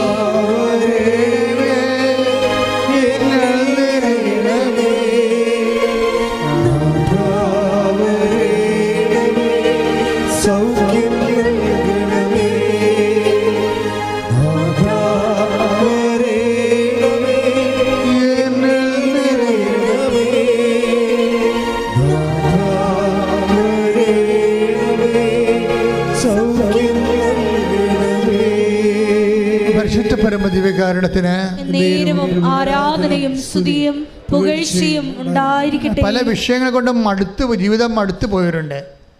ജീവിതം തന്നെയല്ല, നിങ്ങൾ ചെയ്യണ കാര്യങ്ങൾക്ക് ഇങ്ങനെ ആവർത്തിച്ച് പരാജയം സംഭവിച്ചിട്ട് നിങ്ങൾ ചുമ്മാ ഒരു യന്ത്രം പോലെ ഇവിടെ വരുന്നു, ഇവിടുന്ന് പോകുന്നു, ദൈവത്തിന് എന്തെങ്കിലും ചെയ്യാൻ പറ്റും ചെയ്യട്ടെ, ഞാൻ തീർന്നു, അങ്ങനെയൊക്കെ ഇങ്ങനെ ആരെങ്കിലും പറയുന്ന കൊണ്ട്, ആരെങ്കിലും ഇങ്ങനെ തല്ലിപ്പായിക്കുന്നതുകൊണ്ട് വന്ന് നിൽക്കുന്നു, പോകുന്നു. അങ്ങനെ പ്രത്യേകിച്ച് വിശ്വസിക്കാനൊന്നും പറ്റണില്ല, അതിനുള്ള അടയാളം കിട്ടണില്ല. അങ്ങനെ മനസ്സിടിഞ്ഞു പോയ ആൾക്കാരുണ്ട്. ഡിപ്രഷൻ ബാധിച്ച പല കാര്യങ്ങൾ കൊണ്ട് ഡിപ്രഷൻ വന്നവരുണ്ട്. അവരുടെ മേൽ കർത്താവിന്റെ വിശുദ്ധമായ രക്തം തളിക്കപ്പെടാൻ വേണ്ടി ശ്രദ്ധിക്കട്ടെ, ശ്രദ്ധിക്കട്ടെ.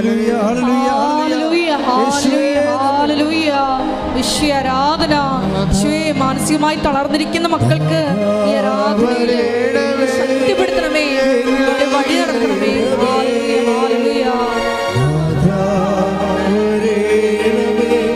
സൗഖ്യം നൽകണമേ,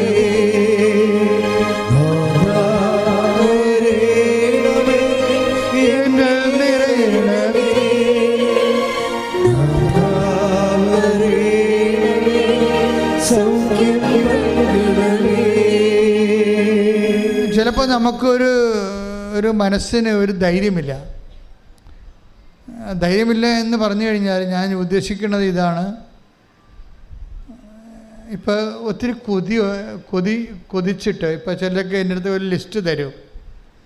അച്ഛാ ഞങ്ങൾ പിരിഞ്ഞ് താമസിക്കുകയാണ് അച്ഛാ, എന്നാലും ഞങ്ങൾക്കൊന്ന് കൂടി താമസിക്കാൻ ആഗ്രഹമുണ്ട്, പക്ഷേ എന്തെങ്കിലും അമ്മ ചെയ്തേ പറ്റത്തുള്ളൂ. അപ്പോൾ ഭയങ്കര കൊതിയാണ്. എന്തോ ഒരു പ്രത്യേക കാലത്ത് അവർ പിരിഞ്ഞു പോയതാണ്, ഭാര്യയും ഭർത്താവും. പക്ഷെ ഇപ്പോൾ ചിന്തിച്ചിട്ട് പ്രത്യേകം അങ്ങനെ പിരിയേണ്ട ഒരു കാര്യമായിട്ട് ഉണ്ടായിട്ട് തോന്നണില്ല.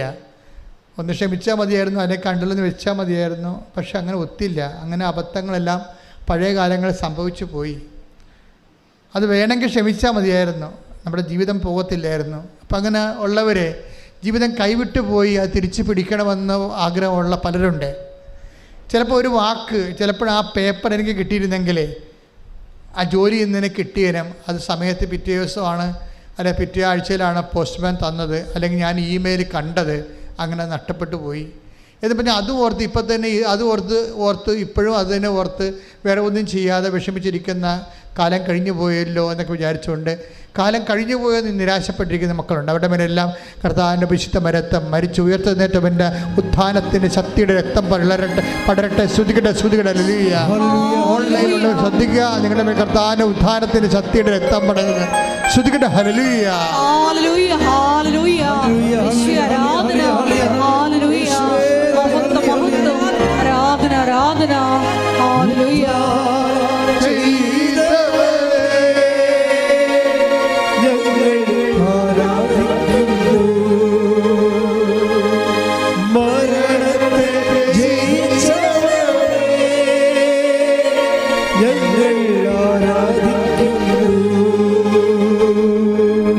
ഒത്തിരി പേര് വീടും കൂടുമൊക്കെ ചുറ്റും അതുപോലെ തന്നെ വിറ്റും പണയപ്പെടുത്തിയൊക്കെ മക്കളുടെ ഈ കലാപറിച്ച് വീട്ടിൽ കിടന്ന് ബഹളം ഉണ്ടാക്കുന്ന കാരണം മനസ്സോടെ സമ്മതിച്ചിട്ട് വീടും പണവും മറ്റുള്ളവർ അംഗങ്ങളെ മറ്റുള്ള മക്കളൊക്കെ ഒന്നും കൂടെ ഉണ്ട് അവർക്ക്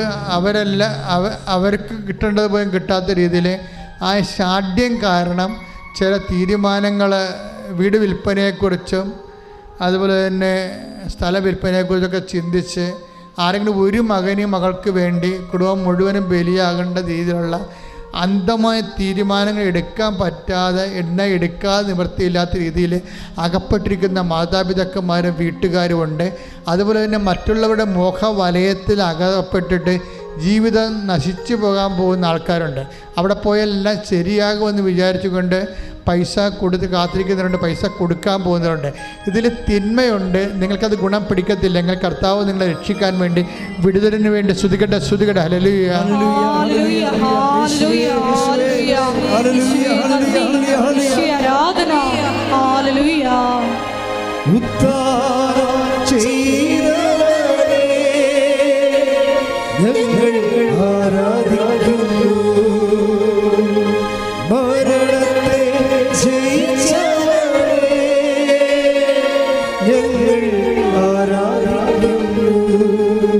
പരിശുദ്ധ പരമ ദിവ്യകാരുണ്യത്തിന് ആരാധനയും സ്തുതിയും പുകഴ്ചയും ഉണ്ടായിരിക്കട്ടെ. അകപ്പെട്ട ജീവിതങ്ങൾ, മുരടിച്ച ജീവിതങ്ങൾ.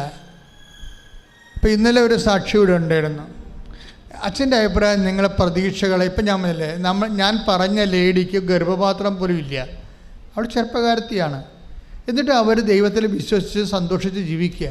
അവർ അങ്ങനെ അതായത് എന്തെങ്കിലും നഷ്ടപ്പെട്ടെന്ന് വിചാരിച്ചുകൊണ്ട് ജീവിതം പോയാൽ നിങ്ങൾ തീരുമാനിക്കരുത്. ദൈവം നഷ്ടപ്പെട്ടാൽ മാത്രമേ ജീവിതം പോകത്തുള്ളൂ, അല്ലെങ്കിൽ ജീവിതം പോകത്തില്ല. ദൈവത്തെക്കാൾ നിങ്ങളുടെ ജീവിതത്തെക്കാൾ വലുതാണ് ദൈവം. ശ്രുതികട്ടെ ഹല്ലേലൂയ.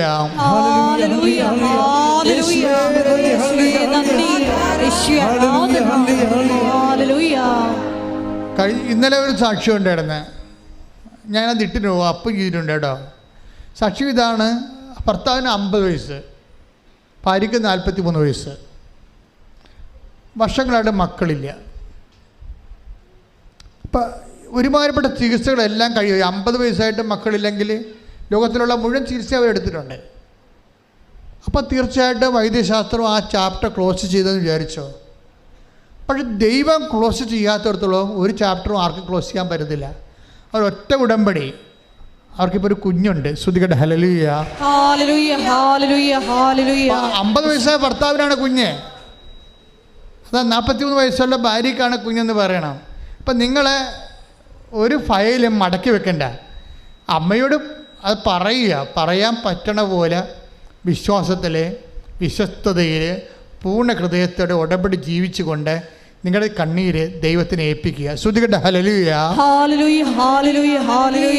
യേശുവേ നന്ദി, യേശുവേ ആരാധന, യേശുവേ ഞങ്ങളുടെ ദുരിതങ്ങള് നിങ്ങൾ ഇപ്പം ഈ സാക്ഷ്യങ്ങളൊക്കെ കേട്ടില്ലേ? ഇതെല്ലാം ഈ ആഴ്ചത്തെ സാക്ഷ്യങ്ങളാണ്.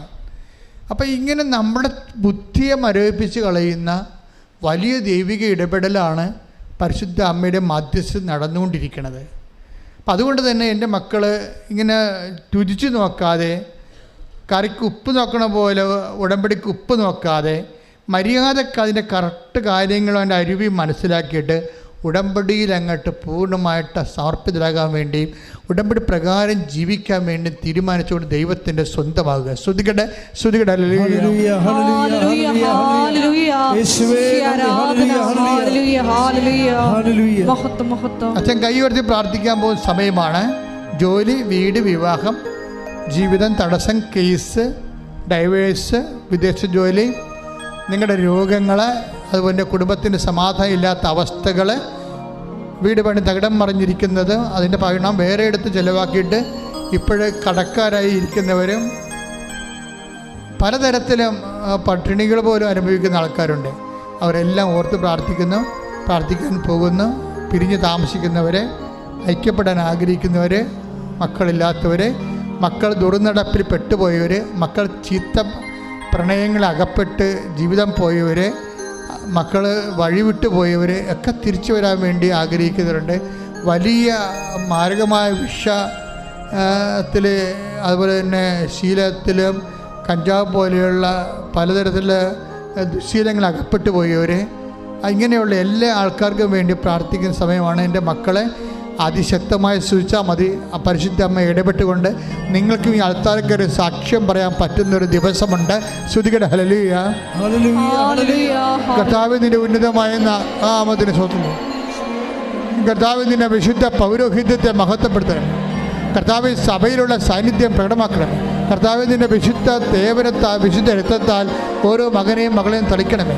ജപ്തി നടപടികൾ, കർത്താവ് വിൽക്കാനുള്ള സ്ഥലങ്ങൾ, വിൽപ്പനയ്ക്ക് ദോഷമുള്ളവർ, കർത്താവ് വാങ്ങാൻ ആളില്ലാത്തവർ, വാടക കയറിയിട്ട് കർത്താവ് വാടക ഒഴിയാത്തവർ, കർത്താവ് അങ്ങനെ പലതര വിഷയങ്ങളിൽ വിദേശ ജോലി നഷ്ടപ്പെട്ടവർ, വിദേശത്ത് കിട്ടാതെ അവിടെ വേദനിക്കുന്നവർ, വിഷമിക്കുന്നവർ, അകപ്പെട്ടു പോയവർ, ജയിലിലായിരിക്കുന്നവർ, കർത്താവ് ഇങ്ങനെ ഓരോവിധ വിവാഹ ദോഷങ്ങളുള്ളവർ, മക്കളില്ലാത്തവർ, കർത്താവ് വഴിയില്ലാത്തവർ, വീടില്ലാത്തവർ, സ്ഥലമില്ലാത്തവർ, കുടുംബത്തിൽ സമാധാനമില്ലാത്തവർ, എല്ലാ തരത്തിലും വേദന അനുഭവിച്ചൊരു കർത്താവെ മനസ്സിടിഞ്ഞു പോയവർ, ജീവിതം മുരടിച്ചവർ, യേശു ക്രിസ്തുവിൻ്റെ ഉന്നതമായ നാമത്തിൽ മാർഗ തടസ്സങ്ങൾ, ജീവിത എല്ലാ രോഗങ്ങൾ യേശുവിൻ്റെ നാമത്തിൽ മാറിപ്പോകട്ടെ. ശ്രുതികട്ടെ. മക്കളെ മുട്ടി നിൽക്കുക. അച്ഛൻ വിട്ടുപോയ നിങ്ങളുടെ സ്വകാര്യമായ എന്തെങ്കിലും വിഷയങ്ങളുണ്ടെങ്കിൽ ഈ അനുഗ്രഹത്തിൻ്റെ സമയത്ത് അമ്മയുടെ മധ്യസ്ഥ ഈശോയ്ക്ക് സമർപ്പിക്കുക.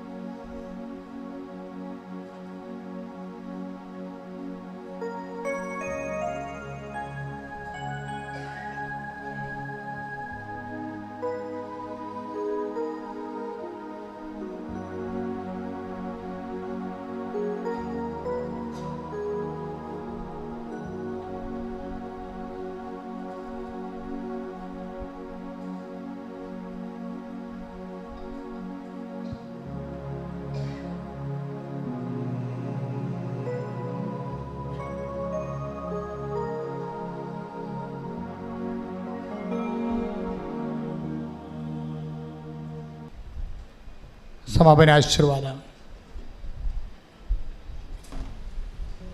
ഒരിക്കൽ കൂടി മരിയൻ ഉടമ്പടിയിൽ സമർപ്പിച്ചിരിക്കുന്ന എല്ലാ വിഷയങ്ങളും ദൈവമാതാവിൻ്റെ മധ്യസ്ഥയിൽ ദിവ്യകാരുണ്യ സന്നിധിയിൽ നമുക്ക് ഒരു നിമിഷം സമർപ്പിച്ച് പ്രാർത്ഥിക്കാം. പൂർണ്ണ ഹൃദയത്തോടെ വിശ്വസ്തയോടെ ഇതിൻ്റെ മുമ്പിൽ വ്യാപരിക്കാനുള്ള കൃപ മരിയൻ ഉടമ്പടി എടുത്തിട്ടുള്ള ഞങ്ങൾക്ക് എല്ലാവർക്കും ഈ ആരാധനയിലൂടെ നൽകണമേ എന്ന് ഞങ്ങൾ പ്രത്യേകം പ്രാർത്ഥിക്കുന്നു.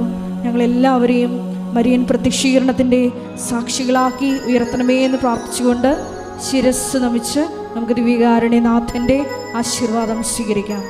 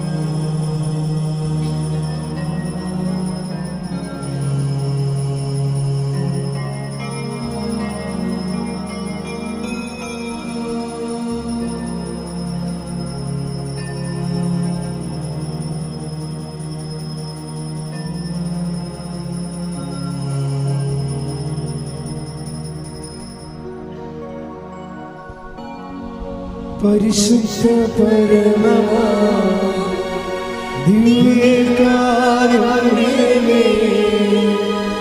എന്നും അങ്ങേക്കാരാധന.